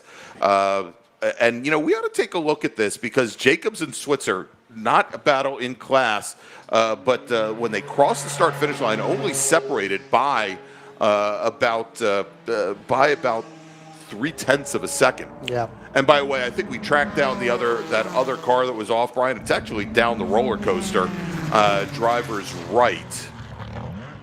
We'll get that car in just a moment. So Donald Jacobs just now topping the hill of the roller coaster. There we Here go. they come, and that's with Jack Switzer. So that's the lead battle for overall here. Let's see, as they come down the hill, Jacobs in the black, number 151, 914. Right behind him in his 1970 vintage Porsche 911, that is Jack Switzer. As they come out of Hog Pen and on, the Porsche has a run, but it is not going to be enough, as they come to the line, taking the win in VGTO and the overall win. It is Don Jacobs. Jack Switzer will win VO, with Sean Sayas finishing second in class, but Switzer finishes 71 one-thousandths off of the overall win. So congratulations to those two winners. Sean Sayas just now, I think, coming out of Oak Tree and or probably coming out of Hog Pen and onto the front straight. He will finish third overall in his Porsche 911. A little slower car there coming across the line, but we're going to go and track these classes. But before we do, and we give you the final finish order here, let's make a final call to the grid for our next race group.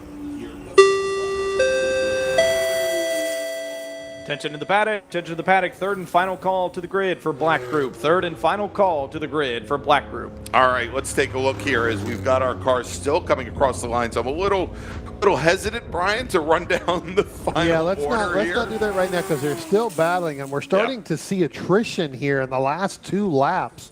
As I talked about, we're sitting next to Rage Control over here, and the poor gentleman writing the stuff down with everything that happens on every race. He's going to get writer's cramp, because there seems to be a ton of attrition going on. Yes, through just in here, the last and a couple of lot laps. calls So we coming in. picked off one of the red machines over in the roller coaster. There he is, driver's right. We picked him up, I guess, 2 laps ago, and I believe so. That I actually think that may be the Preston Brown machine over there. No, that is no? that is the 521. Oh, right the 521 now. of Justin That Jacobs. is Justin Gotcha. Jacobs. That's Okay, over in there the on top of the hill. 914. Gotcha.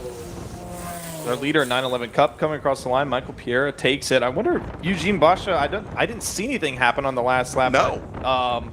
The huge gap, a 2:16 is what Piera did on that final lap. Basha only managing a 2:22. 22. That was severely off of his pace from earlier in the race, where Basha had run as fast as a 2:11 flat. So definitely, I want to say some issues there, but made it a little bit easier than maybe it had to be for our 911 Cup winner, Michael Piera. So to run things down and break them down by class, again, our overall winner taking the win in the VGTO class, it was Don Jacobs with almost a 2-minute advantage, over Ron Marmol, who finishes second in class. Justin Jacobs will finish in third, 2 laps down. Doug Switzer fourth. In VO, Jack Switzer takes the win with a fast lap of 2:03.963. John Sayas finishes second, with Jared Jacobs finishing in third. Todd Simpson will finish a lap down. Our sole racer in VGTU, Mark Golke crosses the line, had a fast lap of 2:17.9. And in 911 Cup, it is Michael Pierre taking the win by almost 10 seconds over Eugene Basha. Lenny Stan will finish in third. Donald Enger finishing 4 laps down. And Nate Dos Santos finishing 10 laps down. All right, let's do this, gentlemen. Let's take a little break. We'll be back in just a moment with our second race of the day, as well as a special tribute to a very special racer here with the Porsche Club of America. You are watching the 2025 Rumble at the Old Oak Tree from Virginia International Raceway, and we'll be right back.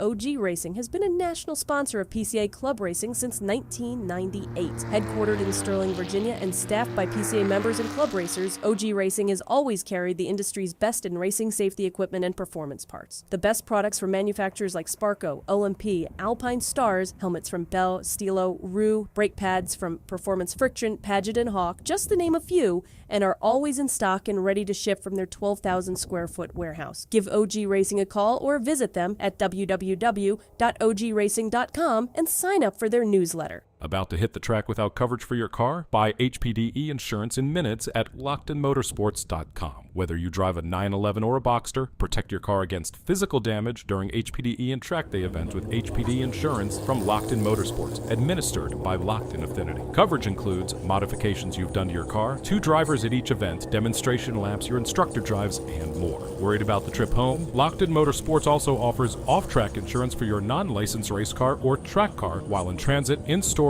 and in the paddock, plus options for your trailer, equipment, and tools. Insure your Porsche today at LockedInMotorsports.com. Miller's Oils is proud to be a Porsche Club Racing sponsor and to work with Racer's Edge as their North American distributor. Miller's Oils has been blending oil since 1887 and has an extensive product line for virtually every street or racetrack application. The technology implemented in Miller's engine oil and gear oils protects the wear surfaces of your engine and gear train on a microscopic level, significantly reducing friction and increasing the life of your engine and gear train. We encourage you to try Miller's and judge for yourself with the help of an oil sample analysis. As they say, the proof is in the pudding. With the help of an oil sample analysis, as they say, the proof is in the pudding.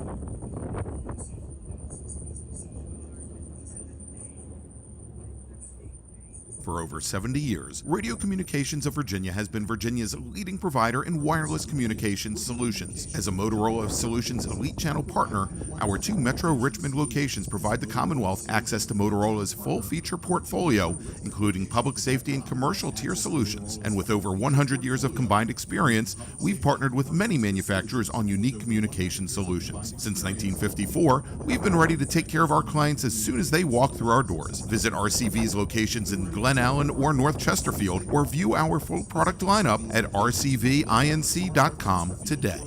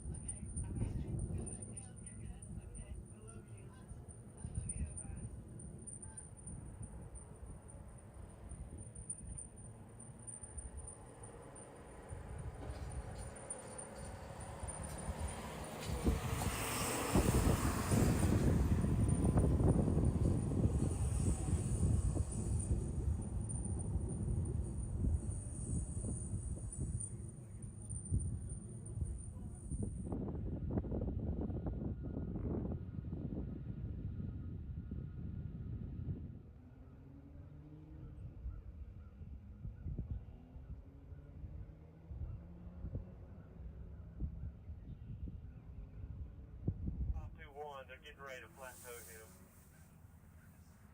Hey, copy there. What's your line? Is the south pit clear? 12 control negative. There is still a white, I believe it's a Porsche down here. Not sure what the tower's going to do. He has some broken toe, so he's got to go on the record.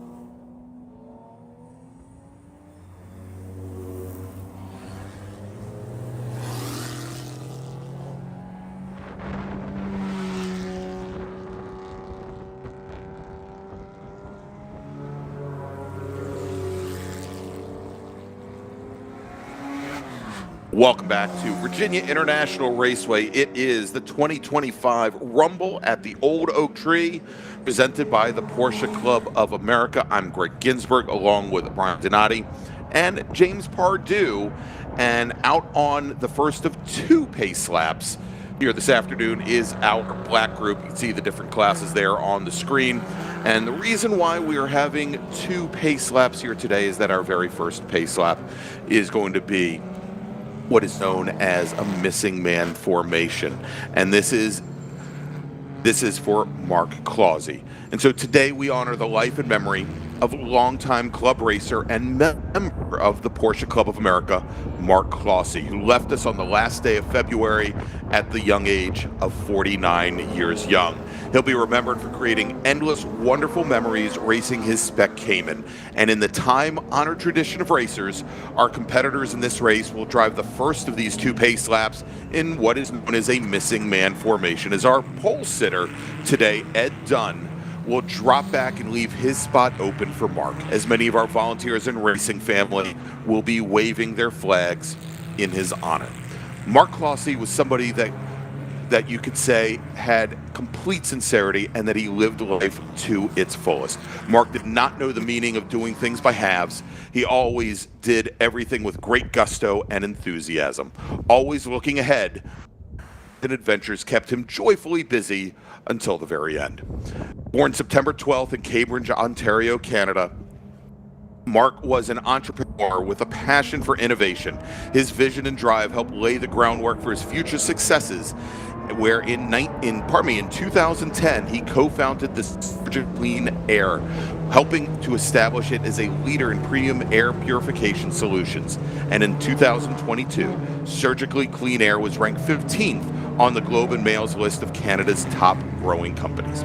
Beyond his professional achievements, Mark had a deep passion for racing. He cherished on track and traveling the racing circuit with his motorsport track family. His love for speed and for performance was evident to all fellow racers, many of which were also his closest friends. At home, family was the heart of Mark's world. He was a devoted son, brother, and uncle, and his absence leaves a void that can never be filled. Mark was predeceased by his mother, Nancy, his brother, John Clausey, and his stepfather, George Metzger. And Mark is survived by his father, Ron, his siblings, Kathleen Zalashuk, Stephen Clausey, Rob Metzger, Heidi Wood, Wendy Clausey, Mary Jo Clements, and Jordan Clausey. Mark's unforgettable impact on all that knew him will be honored by all he leaves behind, including his beloved bulldog, Oscar, a living reminder of Mark's generosity, his warmth, and his unwavering support. Mark's legacy will continue to inspire all who had the privilege of knowing him.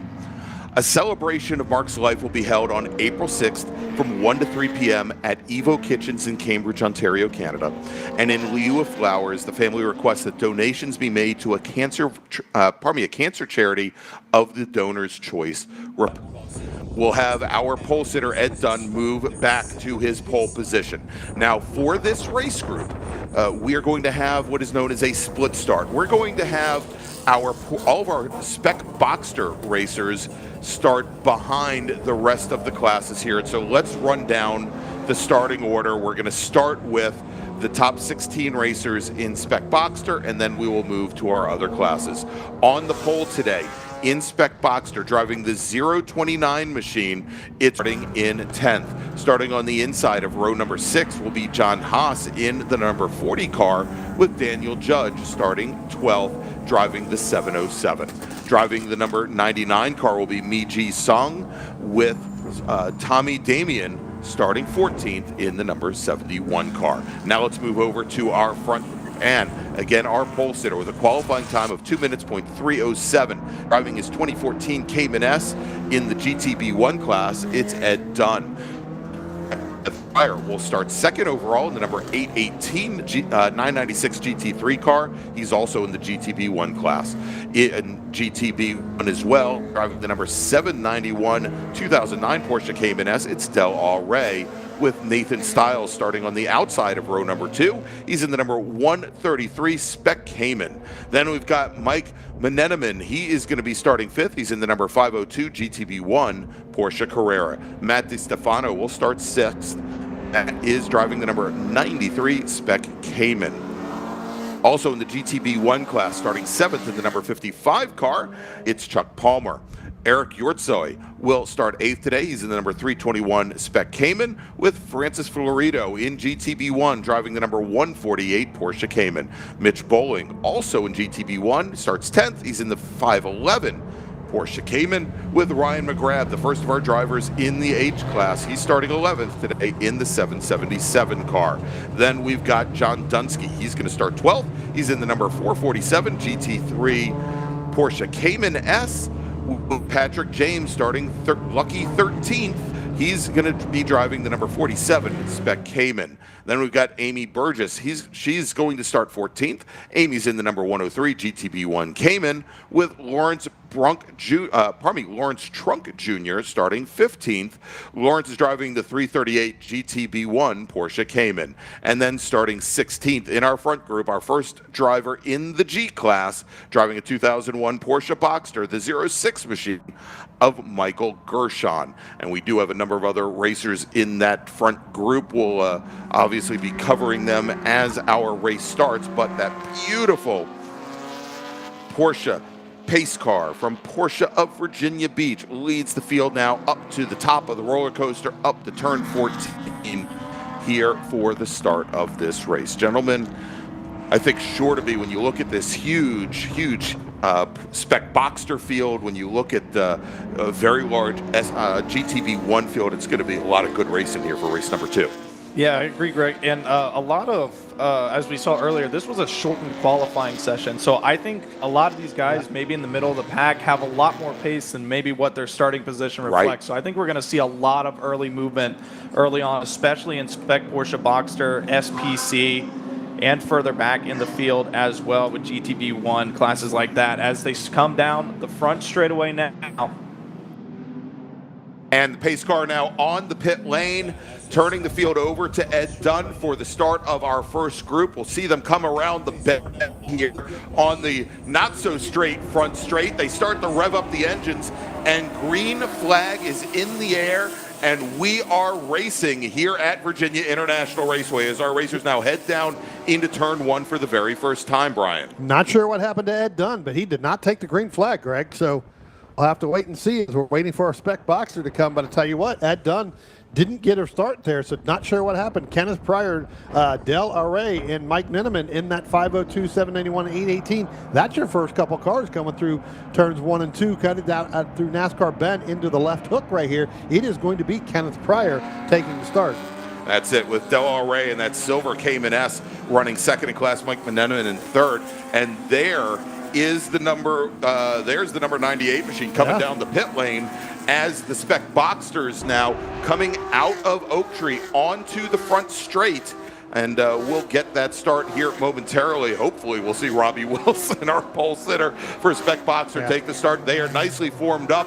I think 14 cars deep as the green flag is in the air for Spec Boxster, and they are now making their way down towards the horseshoe nicely. You see there, and this is what you get with a Spec class, still 2x2 as they come hard under braking into the very greasy horseshoe there at turn number 1, as we've got our Boxster pole sitter. That's Robbie Wilson in the 029 car. He had that inside position.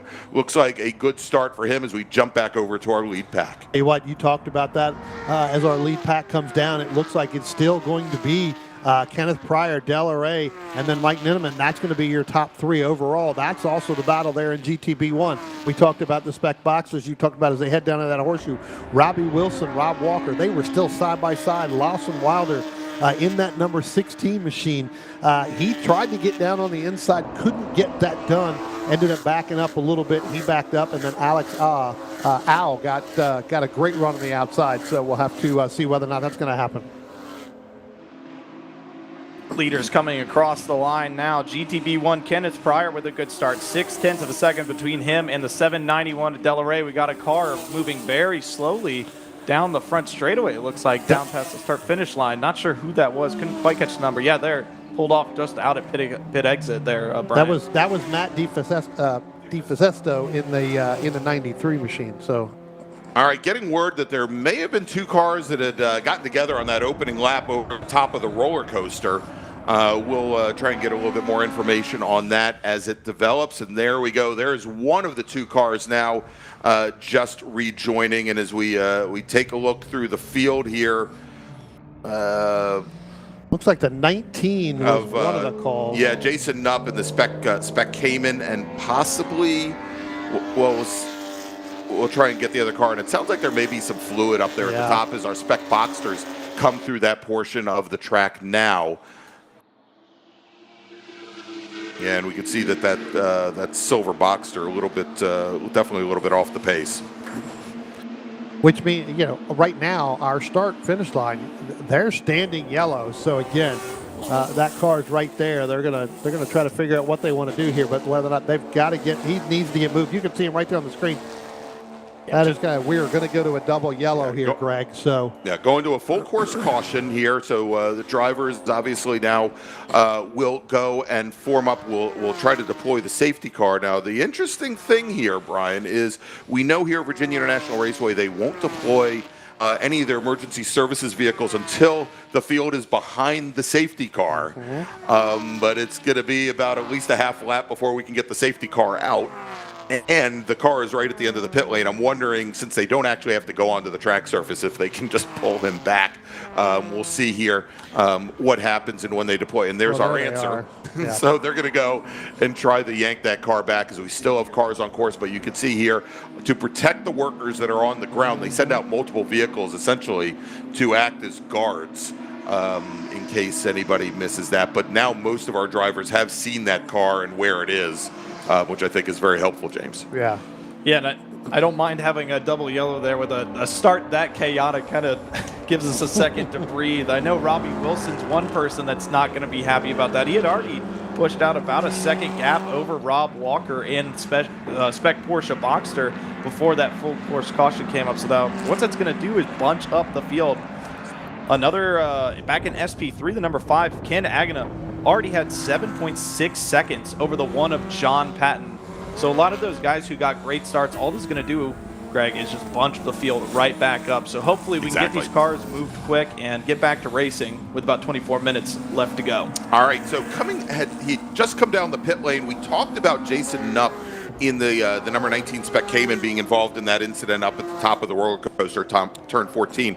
We believe that James Clemens in the number 6, the G-Class Porsche Boxster, was likely the other car involved. We saw him off pace coming down through the roller coasters, and Spec Boxsters came through. He came down the pit lane. We'll have to see if he rejoins the action. If he does, he'll end up being essentially a lap down from the rest of his group and behind the Spec Boxsters, much like Jason Nupp, who I just saw come down the pit lane as well. We should mention a number of drivers did not take the green flag today. Eric Yortsoy in his Spec Cayman, Mike Kelly in his SP3 944, Gary Stanberry, Patty Moscone, Richard Glickel, and as we saw there, of course, Ed Dunn, who was scheduled to be our pole setter today. Along with Gene Raimondi, he did not take the green flag either. He's not completed the lap. You talked about Jason Nupp and James Clemens. They may end up going back out. Right. But they, had that incident, so they didn't complete a lap. But I do believe they took the green. So as our leaders are now coming down through turn 14, headed down the hill, down the roller coaster, they'll get in back behind the pace car there, and they'll collect the field. Should be a pretty quick full course caution here, because if they can hook that car up and pull it without having to put it on that flatbed, they could do one of two things. Like you said, Greg, they could pull it back down pit road, come in that way, or they could take it around the horseshoe and come in through right before they get to NASCAR Bend, make that right-hand turn and pull that back in through that way. So this should be a quick full course caution here on this racetrack, and we should be able to get back to racing. Again, this is where the single file restart comes into play, James. Again, as with this many cars, the minute the leader takes the green, if you're full back, once the double yellow flags drop, it's green all over. you go and you can get as many as as many positions as you can. So that'd be interesting to see. If you think the start was pretty chaotic, wait till we get to this single file. That's right. Yeah, this one will be even more hectic, just with everybody bunched up. And Greg, I did mention earlier about some of the guys who might have gotten a good jump at the start, losing that time. But in addition, especially for our Spec Porsche Boxster guys, I mean, they started separate, so they had that huge gap at the start. They're not going to have that anymore. No. So Robbie Wilson's going to have to worry about Walker and Alex O behind him, in addition to all the other cars out of class that he's going to have to be worrying about when we go back to green. Exactly, and when we looked at the field, for example, in the overall scheme of things, as far as time qualifying times go, our pole sitter and spec boxer Robbie Wilson, he was 21st overall. And there were almost, I think, 20, there were actually 35 cars, probably 25 cars that qualified with slower lap times than him. And a lot of them may actually be still in front of him. Same thing for Walker, for Wilder, what have you, that they may have a lot of slower traffic that they have to negotiate, especially as those drivers want to make their way up to Wilson. Well, Robbie Walker, Wilson set the track record today at Spec Yeah. Boxster. So in that qualifying section, so that car is just flat out getting it right now. But as you just mentioned, now you've got a mix where they may have moved up and got into some other classes. Now you're gonna look at it because of the split start. They're going to look like they're in the back of the pack. They're really not in the back of the pack. It's just that's where it folded out.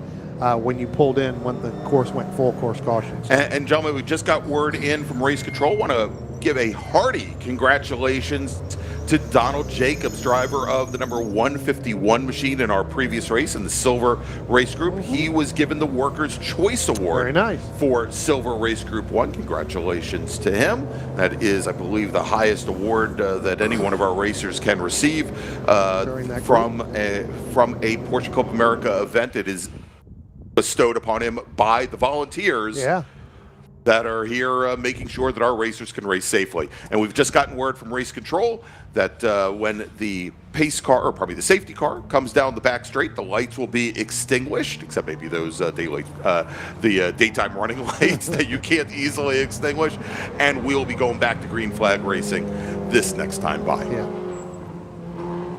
They'll turn those flashers out because that's what they have. They'll turn those off, come down the pit lane, and our leader there, Kenneth Pryor, in that 818 and that 996 GT3 Porsche, he will take the green flag first.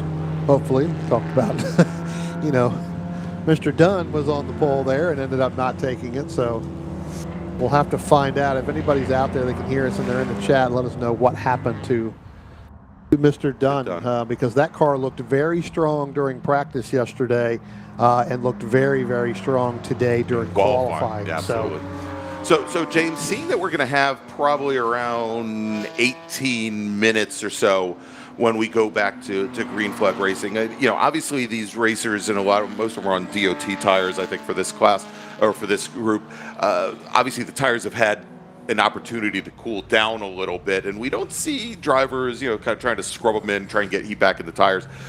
But what would you expect? I mean, we talked about the traffic aspect, but what are these drivers also going to have to contend with as far as their cars go when this track goes green again? Yeah, Greg, and it's been changing all day long. I think last time I looked, we did finally crack into the 60s, but it has been a chilly day so far. So hopefully getting up to temp quick enough into turn one. As you said, it's going to be a short run now, only 18 minutes left on the board, as it looks like we're going back green now with GTB1. So we're going to see, looks like a good launch by Kenneth Pryor, your leader in GTB1. He's taking them across the line as they head down into turn number one, Greg. Well, I was going to say, jump in here real quick. Remember, a Spec Boxster right there in the back of the group. So you had Robbie Wilson and Walker and those drivers. If somebody else sees that double yellow go down before they do, they can take off. That puts them in the back. Here comes our Spec Boxster class. They're all side by side right there. Pretty big group going down in there. We're going to have to see. Now it's Rob Walker ahead of Robbie Wilson at the line. Alex Al, Lawson Wilder. Again, those front four cars got a pretty good run. Joel Ailman, I tell you what, he got a great start off Right. there. He has moved almost right to the back of Wilder and was battling with him and Alex in that number 79 machine heading down into the horseshoe. And so I mentioned earlier that our Spec Boxster pole sitter qualified with a 21st fastest time overall. When they restarted this race, both Robbie Wilson and then also Wilder and Al were sitting like 29th, 30th, and 32nd, I believe. So a little bit further back than what they qualified for. I think it's going to be obviously a challenge for folks like Wilder and Al to be able to keep pace as they have to navigate through traffic to really make this a fight for the win in Spec Boxster. Yeah, but that does go both ways, Greg. Sure. I mean, if Rob Walker, Robbie Wilson, I'm sure Alex Owen, Lawson Wilder will be praying that somebody's up there to hold them up as well. Right. We'll see how much Rob and Robbie have been able to do on this opening lap of the restart. Last time by, I don't think there was a single Porsche Boxster that went into turn one that wasn't side by side with something else. Yes. So what you're saying is not the fast way through. Yes. It's like watching I-95 on a Friday, and you know what that's like, don't you? Yeah. Sitting there, you can't go anywhere. So That's why I moved down to Charlotte, so I didn't have to deal with that anymore. you just deal with it on 77. Yeah, now, so exactly. Yeah. It's, just a different number. exactly. Tell you what, one racer we have not talked about this weekend so far, and we saw them at Sebring and pretty much dominated. We got one car going off there. That is the 313 machine coming down the hill, taking the shortcut. Yeah. You may have to pit to clean off either some of the car or driver's suit. One of the two. But Exactly. one of the racers we haven't talked about, and we saw him at Sebring, and he pretty much dominated this entire group in that H class. And that's the 777 of Ryan McGrath. Ryan McGrath, we saw at Sebring, just basically dominated this run group from the beginning. Now we've got this, you throw in the GTB1 class in there with Pryor, Delaray in that group there. That's putting him all the way back into 8th overall, speaking of McGrath. And then you got Terrence Judge in the 159. He's 17 seconds behind Ryan McGrath right now. So Ryan getting it done here again at VIR. That car is pretty strong. That's got a lot of time and everything. And real quick, let's make that call to the grid, and then we'll talk about what we're seeing now over at Oak Tree. Attention in the paddock, attention to the paddock. First call to the grid for red group. First call to the grid for red group. All right, and the car that we have off there, that is the one, the word that we're getting is it's the 148 Gene. That's Francis Florido, who was running 6th overall. And in GTB1 was running at the time, not any longer, was running 6th in class. So all the cars at the front of the field in GTB1, and it looks like he's now gotten that car back underway. But at this point, that's going to put him, I think, towards the very back of the GTB1 field and certainly drop him out of the top 10, probably out of the top 20 overall. Yeah, he's going to drop way back, and what's going to end up happening is he's going to end up probably going back if he doesn't pit. Looks like he may end up being part of that Spec Boxster, race, because it looks like he's just now coming down the hill. Here he goes now, just past the start-finish line. So he is going to be ahead of that Spec Boxster race for that. But waiting for them to come out of coming down the hill and down through the start-finish line here momentarily. There's the 029 machine. That is going to be Robbie Wilson. He's gapped Rob Walker now by 1.8 seconds. And then you got to go another 6 seconds back to Lawson Wilder. Alex Owes, a 147 here, is on pit road. We'll get that here momentarily. So Robbie Wilson starting to stretch it out a little bit here, gentlemen, in that Spec Boxster, which, we've talked about a pretty big field, 14 of them. All right, and that we just had Waleed Shihadi, the number 147 Porsche Cayman, come down the pit road. He was running 5th in Spec Cayman, and only one other driver there behind him in class. That's Matt DiStefano. Unfortunately, DiStefano only completed a only completed a single lap, so it looks like Waleed's going to finish out this race in 5th position. And looking to other overall leaders, Ken, his lead was pretty much gone when we went to the restart. He's already worked that back up to 5.7 seconds. I think your closest battle is your overall leaders in GTB1, Kenneth Pryor, Delaray last time by setting the fastest lap of the race so far, as we have a little bit of an off heading into Oak Tree. But Delaray with a 2:03.1, the split only 1.2 seconds. Be interesting to see if he's been able to close up next time by as they come across the line right now. Looks like the gap stays almost identical, 1.2 once again as they head into the braking zone.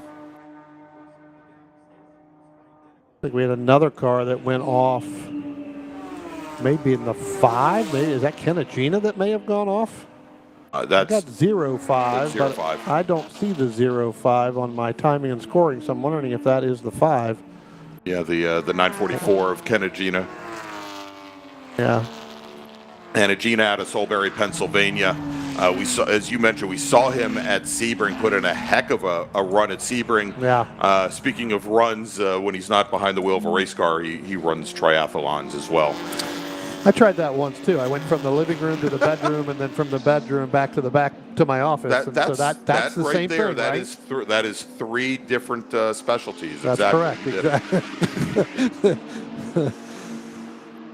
Looked like as he came across the line, the 5 Kenagino still out in front though in SP3. Right. I think he had a big enough gap maybe. I don't know if it was a little bit enough off. to save Exactly. Yeah, he probably wants me to stop talking about him. I was worried I gave him commentator's curse there because I was just talking about how far Yes. out in front he was. So we'll move on to another class further back in Spec Porsche. Yeah, Boxster. we'll go and ruin somebody else's. Yeah, let's talk about someone else. How about Robbie Wilson? He's starting to get reeled in by Rob Walker. They've completely gapped the rest of the field. Lawson Wilder almost 7 seconds back from the two of them. But Rob Walker's starting to close that gap up in Spec Porsche Boxster. Further back, Wilder and Alex O duking it out for 3rd place in Spec Porsche Boxster, and they're kind of in no man's land as well, because then you have to go back about another 6 seconds to get to the next car. Well, we got the 313. Greg, I'll let you talk about it, but Yeah, that this doesn't is look very- like a normal roof. No, not at all. The 313 machine, that's Frank Osborne. That's the one who went over the hill. In his ME1 Porsche 2004 Boxster. The roof looks as though it's got a huge tumor. I don't know how to explain it, but it is severely deformed over the driver's side. I don't know, maybe it helps for right-hand turns because it is about 5 inches higher on the left-hand side of the car than it is on the right-hand side of the car. Well, tell you what, maybe Jordan, if we can get a shot coming down the pit lane, it's because there's a lot of damage to the top. I think that happened when he went over the hill there. He went over the hill through the roller coaster, and I think what happened, you can see it right there. It's the back window that has gone completely up in the air. Yep. So. Exactly. All right, let's try to track down if we can, and we'll give him the. We'll give him the position here. Going to try and track down and bring you that spec Porsche Boxster race here in just a moment. But before we do, let's make another call to the grid. Attention in the paddock. Attention in the paddock. Second call to the grid for Red Group. Second call to the grid for Red Group. I think that multicolored, that Robbie Wilson now is just now going down into the horseshoe now. Okay. He's opened up that gap over Walker by about 2 seconds now, and that's because they have some other cars mixed in with them. Yeah, so that Robbie Wilson looks like it's painted like the Partridge Family bus. So it's got some pretty good colors on there. So like I said, he looks like he's opened it up. Here comes the 148 on pit road. We talked about him earlier, having some problems earlier on. So looks like his day is now going to be done in the Francis Florido. All right, let's see. I think you're right, Brian. I think we've got the 029 Boxster. Actually, I think it's the one. It's not the one with the pink nose, but I believe it is. Okay, Yeah. so it should be. We just saw it coming through Snake. We'll track it. We should see it coming up through the S's, and here we go. It's that one right there we go. The second car of that group right there. And the but checkered the checkered flag flag is now out on the field. And taking the overall win is going to be Ken Pryor, taking the win in GTB1, with Del Al Rey finishing second, about a half second in arrears. Mike McMenamin will finish in third. Mitch Bowling just off the podium for GTB1, finishing fourth overall. Taking the win in Spec Cayman will be Nathan Stiles, with Ryan McGrath taking the win in the H class. Alex Williams winning Spec 996 as the rest of the field starts to filter through. And we'll break down some of those other classes for you here in just a moment. I wasn't expecting that. That came out of nowhere. But I think having the full course caution obviously threw the timing off just a little bit. Yeah, I think they were running a little close as we see now. Robbie Wilson coming across the line in Spec Porsche Boxster to take the win in class. It was getting good between Rob Walker. It's a shame it finished early, but had to get it in for time. Also, that finish between Kenneth Pryor and Del Rey in GTB1 only half a second when they came across the line. Wonder how much that would have developed if we just had one more lap. One more lap, exactly. 791 was wishing for one more lap as well. All right, so as the rest of our racers filter through, of course, we talked about the front of GTB1. Where it was Pryor, then Array, then McMenamin, Mitch Bowling finishing in fourth. We had 9 cars in the field here today.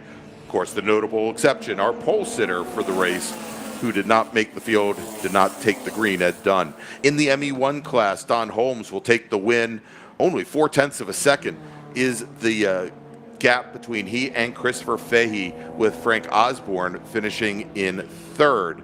Now, if we move over to SP3, Kennedy taking the win over John Payton, margin of victory, 7.5 seconds. Robert Linder will finish in third. Our sole racer in SP 996, Spec 996, Alex Williams, who we mentioned before. Sam Amano will take the win in the I class.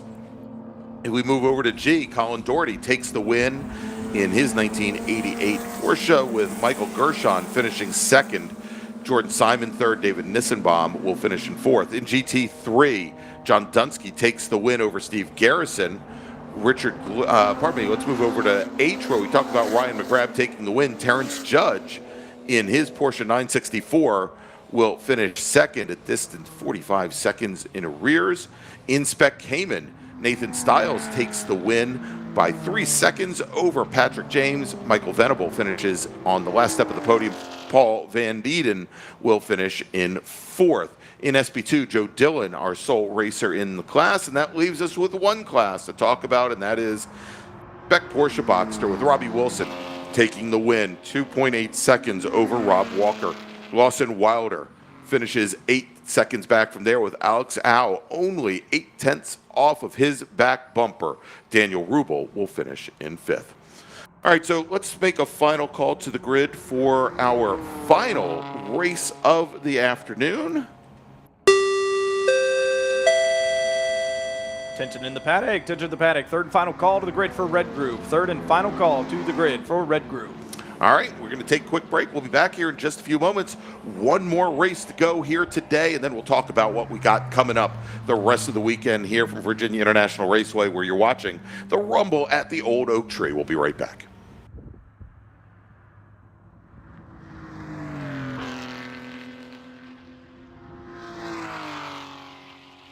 Pirelli and Porsche have been a winning combination around the racing world for years. Pirelli is proud to bring that relationship to PCA Club Racing yet again in 2025. Make sure to see the guys from Frisbee and find the right Pirelli tire for your vehicle, or check them out on the web at frisbeeracetire.com. Pirelli powers nothing without control. Based in New Jersey, Precision Motorsports, or PMR, is a supporter of club racing and a new national sponsor for 2025. From the latest Cup cars to 944 racers, PMR has supported them all here at the track. True experts in their craft and dedicated to performance. Find them on Facebook at Precision Motorsports. New for 2025, Isringhausen will be sponsoring the GTD 1, 2, and 3 classes. Our group here at Club Racing are thrilled to have them on board. Over the past 30 years, Isringhausen has become become synonymous with quality vehicles and superb service. The Isringhausen way of doing business has been one of offering excellent products at fair prices, coupled with service that goes above and beyond what anyone would expect from a typical car dealership. We believe that good service is comprised of two components: a willing and helpful attitude, accompanied by competency in your field. We try to support an environment where each person who works here strives to serve each customer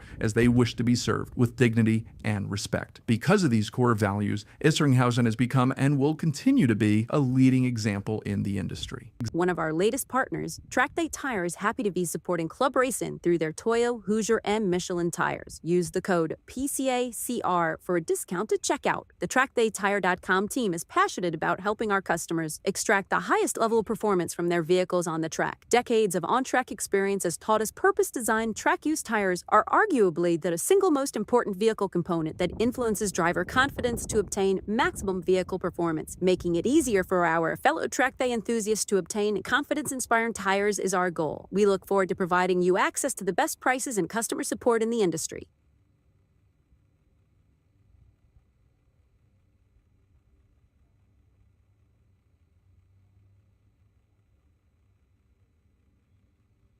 If you're a PCA racer, Watkins Glen has got to be on your bucket list of tracks to drive. If you've driven it before, don't miss the chance to come back and improve your times and win on this track where great racers such as Jack Bratham, Sterling Moss, and Dan Gurney found glory. Maybe it's the sheer joy of racing on this superb, well-maintained track with its thrilling elevation changes, or imagining they're running with Mario Andretti, Jackie Ickx, or Derek Bell that brings out racers from all over the USA and Canada to make this Zone 1 club race one of the largest on the PCA Club Racing circuit. PCA members are welcome to attend and perhaps consider how they may make the transition from driver education to club racing. The fun-filled weekend will include 3 sprint races and 1 65-minute enduro race, along with an advanced solo DE run group. Registration opens on clubregistration.net on April 21st. Experience the ultimate celebration of Porsche passion at the annual PCA Parade. This week-long extravaganza from July 6th to the 12th is a must-attend event for Porsche enthusiasts of all ages, offering a perfect blend of social, competitive, and educational activities. From the Concours d'Elegance to the autocross, to the scenic driving tours, to the tech sessions, to the banquets, to the social events, there's something for everyone. Whether you're a seasoned collector, a weekend racer, or simply love the brand, the PCA Parade is your chance to immerse yourself in a community that shares your passion. Set in Oklahoma City this year, a central location in the United States right along historic Route 66, join us for an unforgettable celebration of everything Porsche. Whether you're polishing your car for the concourse, taking on the autocross course, or joining a scenic driving tour, the PCA Parade promises memories that will last a lifetime. Secure your spot today and join us for a week of excitement, connection, and all things Porsche. To learn more and register,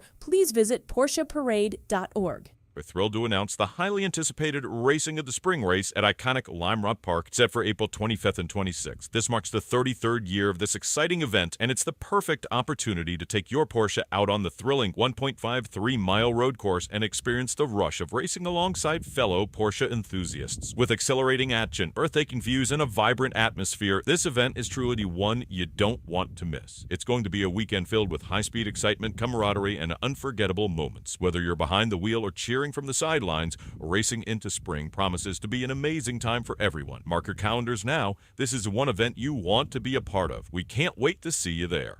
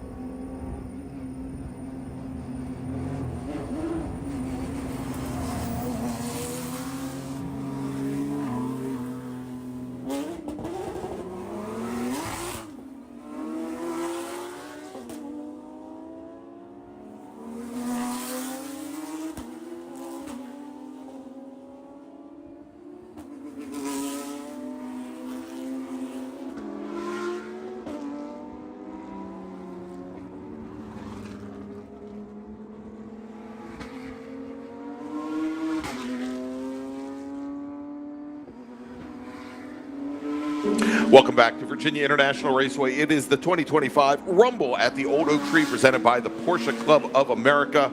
I'm Greg Ginsburg with Brian Donati with James Pardue, and we are ready for our very last race of the afternoon and our first day of action here from Heaven on Earth.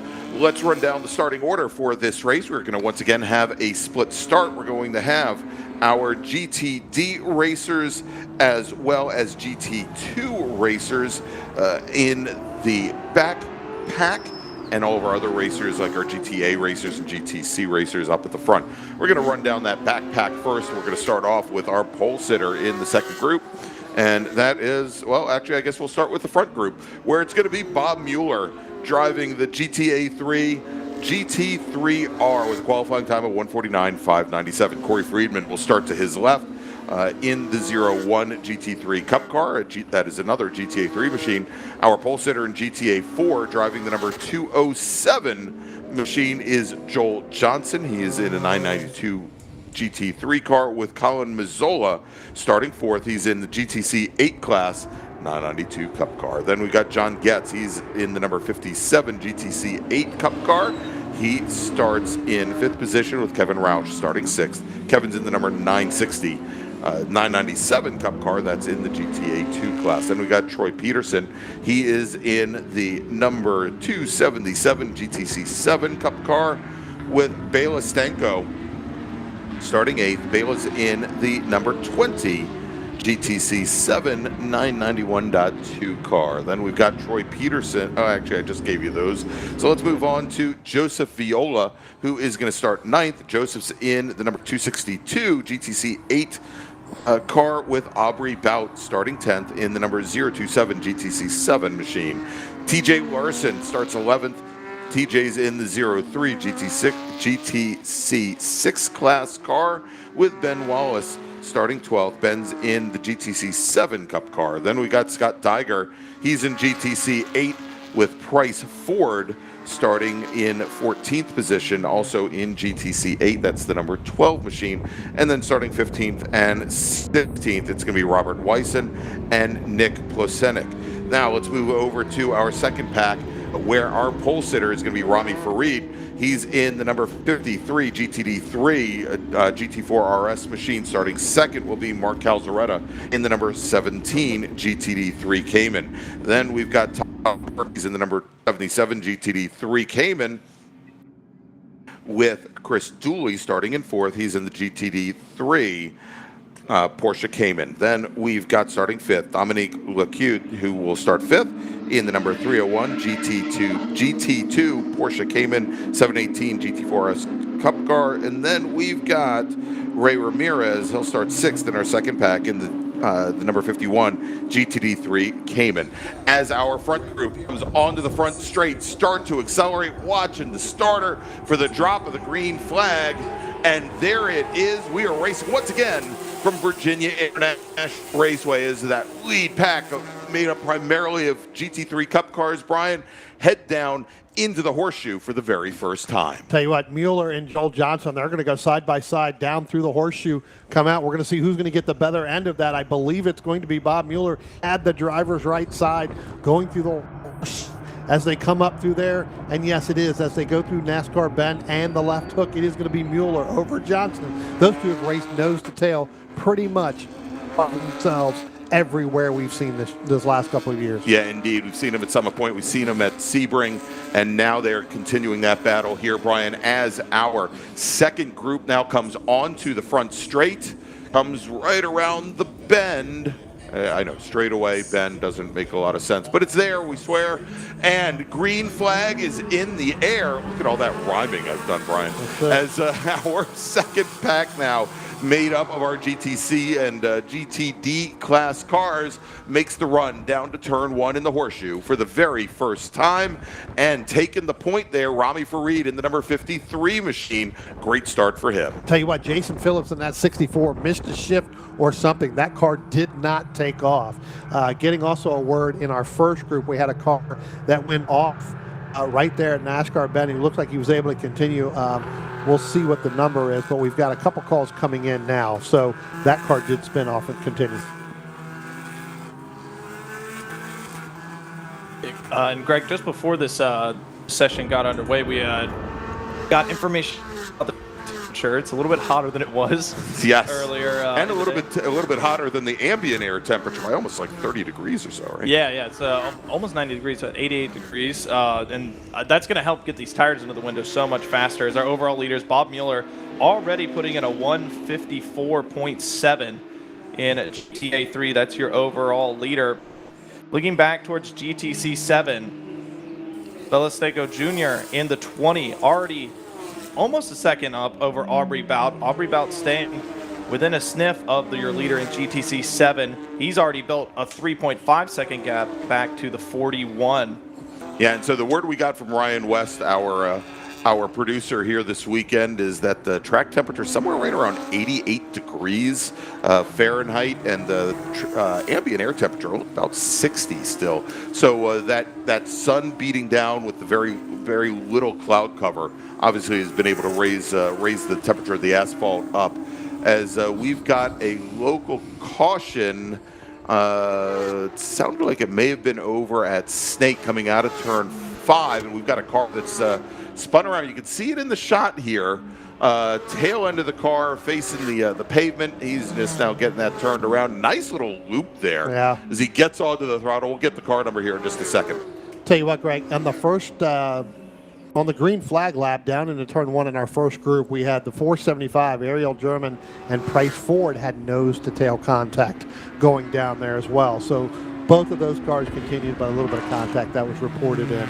Don't really see any major damage when I was looking on the camera as they came out of there. So may have been done under heavy braking going down into the horseshoe there, down into turn 1. So again, that both of those cars able to continue. So I'm interested here as I'm looking at our pole sitter, and I should mention we had him on during qualifying, his in-car video, Bob Mueller in the number 128 GTA 3. It's a 2017 GT3 Cup car, and there he is. And, unfortunately, we wanted to show Bob. He gave us all this, gave us the information so we could do his in-car video. The problem is he's got nobody in front of him. So we're just watching Bob turn laps right now. The more interesting one would be Joel Johnson, who's right behind him, only like a half second back, and unfortunately we can't see him in the mirrors here. But I tell you what, Bob Mueller fighting that car a little bit. I watched him coming through NASCAR Bend. That car got a little bit, a little loose in, but he's definitely got the drive off to hold Joel Johnson off as he comes up through the Snake, up through the S's, up the top of the hill here, going to get ready to come up to the South Bend and through the Oak Tree here momentarily. Here he is going through South Bend right now. He's going to come down this little dip. He's going to come in. He's going to get hard on the brakes right here. Going to let the car settle out a little bit wide. Then he's going to arc that turn into that apex. It's going to be a quick little apex and then back full on the throttle down the backstretch through Madison Avenue. And then he's going to come up on the roller coaster. I want you to watch how the car just ever so slightly moves to the left and then moves to that right when you get to the top of the hill. Right here, this is getting to the point of the heavy braking zone right here. He's going to let the car settle down, then make that turn in. Then as he makes that, a little bit slip there as he comes down. So again, he's fighting it on certain corners where he gets some of that off camber right here. Coming through Hog Pen, coming through, now back on the full throttle, let that car. So there's a couple spots here, James, in this racetrack that he is really struggling at that I'm sure he would really love to be able to get through that a little bit better, and that will open up that gap over Joel Johnson just a little bit more. Yeah, and so Bob is a former GT4 champion, GTA 3 champion as well, and of course that's the class he's running in this week. This is his 12th year racing with PCA, Brian, and he is also responsible for, I know, was one of our sponsors for our event at Sebring for Manabal Tequila. So we know how he'll be celebrating if he takes the overall win tonight. But, we already talked about one racer who did triathlons. And so Bob says that he also, for years, ran triathlons. He decided to race cars instead of his body. That's the way he put it, and how he got into racing cars. I thought it was a nice little line there. Looking back down through the field, I've been trying to pick up Colin Mazzola in the 251. He was having a good battle last time by with Joseph Viola. They were only 8/10 separating those two guys in GTC 8. Same goes in GTC 7. The 20, Belestego Jr. still out in front as we got a car going wide in the braking zone into Oak Tree there. Actually coming, no, that's not actually in the Oak Tree. That's coming up over the hill. That's the that's South Bend right there, coming through, taking that wide. That car got really tight air behind that car in front of him. Yeah, looks like he probably lost a lot of aero at the front of the car, ended up pushing wide there. You know, there's also, again, with that blind entry, left-hander tendency to turn in a little bit early, and if you push wide there, the big challenge, and we could see how much dirt there was on the side of the track, is not only dropping wheels, but drivers will have a tendency to overcorrect, crank the wheel too much to the left, and then they'll shooting to the wall, drivers left as well, and ending their day. So good recovery there by that driver.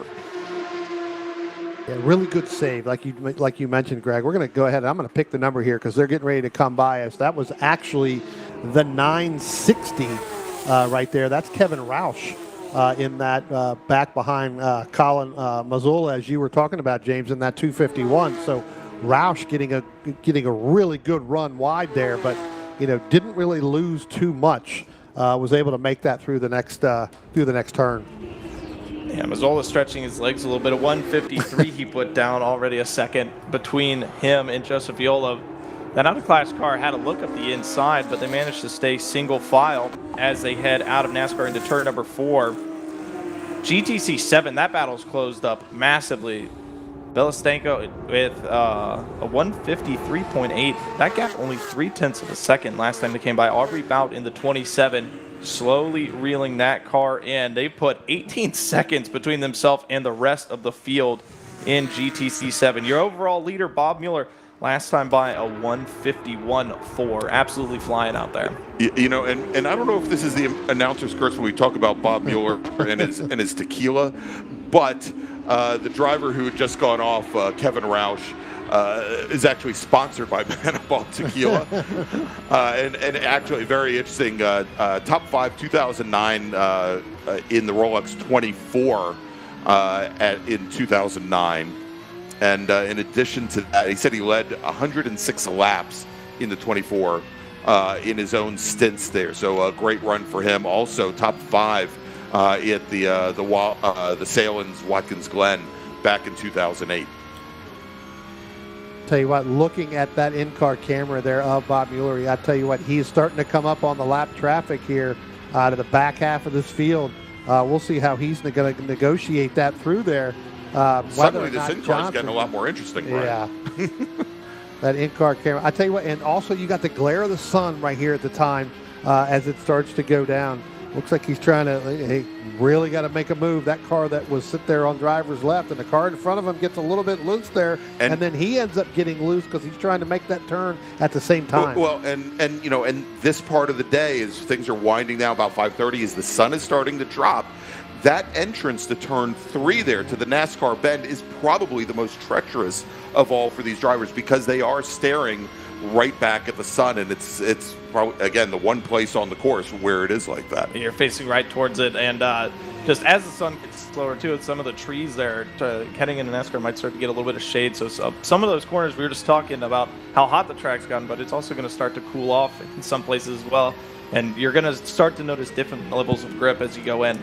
Colin Mazzola still out in front in GTC 8. I just keep coming back to them because their battle been fantastic so far. Viola in the 262 now back down to half a second behind the 251. Same with GTC 7 as well. That battle still raging on. I think Aubrey Bout's put about a 0.3 dent from the last time we saw them. Yeah, and I'd like to see, and Jordan, we'll see if we can pick them up when I'll give you the rundown when they come down the front straight, so we can maybe pick them up as they come into turn 1. The Mazzola car, the number 251, Kevin Roush and Joseph Viola, the 251, the 960, and the 262. Looks like our leader here is just now coming. The checkered flag is out, so Bob Mueller going to pick up this win. So again, cutting this race a little bit shorter than the regular distance. So again, this group here really only getting a total of 6 laps. Bob Mueller in that GTA3 machine, he's going to pick up the win over Joel Johnson in that 207 for that GTA4. Looks like Kevin Roush in that 960. We talked about him a couple minutes ago, Greg, going up. He's going to pick up the win in GTA2. And it does look like Colin Mazzola, he's going to hold on there, James. He's going to pick up that win in GTC8 along with Joseph Viola in that 262 machine. We've had rough luck with checkered flags today. That battle was just starting to get great. He had got it down to under 0.2 of a second. Yeah. But that was we didn't even get to halfway in that one. So hopefully we get to see a little bit more of them tomorrow, Greg. Yeah, absolutely. I'm hoping that we'll see that. And we know that the races are scheduled to be a little bit longer tomorrow. So let's do this, and we'll run down the finishing order here in just a moment. But I wanted to talk to everybody about what we have coming up on the schedule here next, as we're going to be here all weekend long. And, of course, our streams will start tomorrow morning. Of course, right? What time do we start? We're starting at 10:50 tomorrow. 10:50 a.m. tomorrow. Thank you very much. Of course, that is Eastern time. I drew a little blank there for a moment. Please forgive me. My age is showing. We're going to be starting our broadcast at 10:50 with our first race of the day. That's going to be our silver group, our vintage racers. They will take the green at approximately 10:55 tomorrow morning, and we will then have our sprint races for our black and red groups just a little bit later, actually right after lunch, and then we'll have a third sprint race of the day for all 3 groups in the afternoon as well. And then on Sunday, it is Endurance Day, where we will come on air right around 9:15 in the morning, 9:10 give or take, and we'll have 2 90-minute endurance races. That is on Sunday. You don't want to miss that. All right, so let's break things down here by class and we'll start off with GTA3, where, as we mentioned, our overall winner was Bob Mueller, and Corey Friedman, who was the only other scheduled driver in the class, did not take the green flag. In GTP2, Carl Tallardi, your sole racer in the class, and looks like he finished 3 laps down. In GTC4, Noam Allahu, in his 997 Cup car, takes the win. Then in GTC3, Joe Doria takes the win over Michael Vitz. In GTD1, Michael Eisenbrown will take the win in his 981 for Cayman Club Sport. In GTC6, in the number 400 car, David Dunnigan takes the win over Kim Estep. In GTD2, Mark Cook will take the win over Nicholas Giguere, with Robert G finishing in third, Scott Baer finishing just off the podium. In GTC7, Belastenko will take the win, and that's Belastenko Jr. will take the win over Aubrey Bout. Margin of victory, 54/100ths of a second. Jeff Isringhausen will finish in third. Michael Williams finishes just off the podium, only 6/10ths back from Isringhausen. In GTA2, Kevin Roush takes the win, with Colin Doherty finishing in second. In GT2, Dominic Lequeux was your sole racer today. Actually, Dominic did not take the green flag. I apologize. In GTC8, Colin Mazzola takes the win, 0.2 of a second over Joseph Viola. Scott Diger will finish in third. Rick Stafford finishes just off the podium in fourth. In GTA4, Joel Johnson, your sole racer today. And then finally in GTD3, Rami Farid will take the win, margin of victory 6.7 seconds over Mark Calzaretta. Tom Burke will finish in third, just a second back from Calzaretta, and Jeffrey Isringhausen 7/10ths back from there, finishing just off the podium in fourth. So gentlemen, great first day of racing here from Virginia International Raceway, and I guess we can look forward to more tomorrow. Yes, and I think some warmer weather is expected tomorrow, so it shouldn't take as long to get warmed up. Which will change the characteristics of not only the track but these cars, right? Drivers will come out for their warm-ups in the morning, and they will probably, in most cases, not all of them, they will have a completely different race car, and they will go back to their crew and they will complain. And they will say, this car is not the same as what I did yesterday. It's junk. It's terrible. No. So you're going to see that tomorrow. And again, I think that, with some of these in-cars, we'll be able to pick out some of that. Take you around VIR. If you've never been here, you'll be able to see it on the stream, just like we did with Bob Mueller. We'll see how those cars are reacting. So, of course, want to thank all of you for watching. Want to thank Brian Donati. Want to thank James Pardue. And, of course, want to thank all of our partners and sponsors that make this broadcast possible on Driver's Eye Live. Of course, have to thank Ryan West and Jordan Worth, our producer and our director, for bringing you all the great action here from Virginia International Raceway. So for everybody here, I'm Greg Ginsburg, and we'll see you tomorrow morning, 10:50 a.m. Eastern Time. Thank you for joining us, everybody.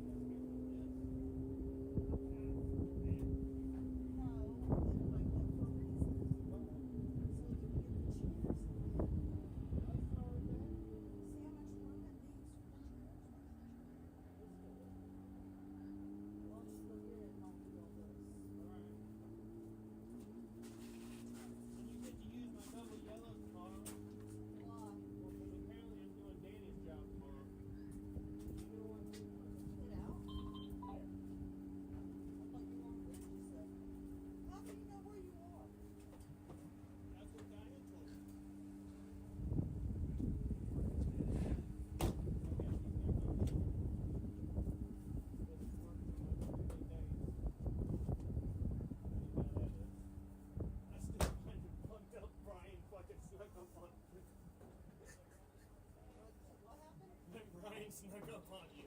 There was no way for me to tell you either. Oh, I know. It's fine.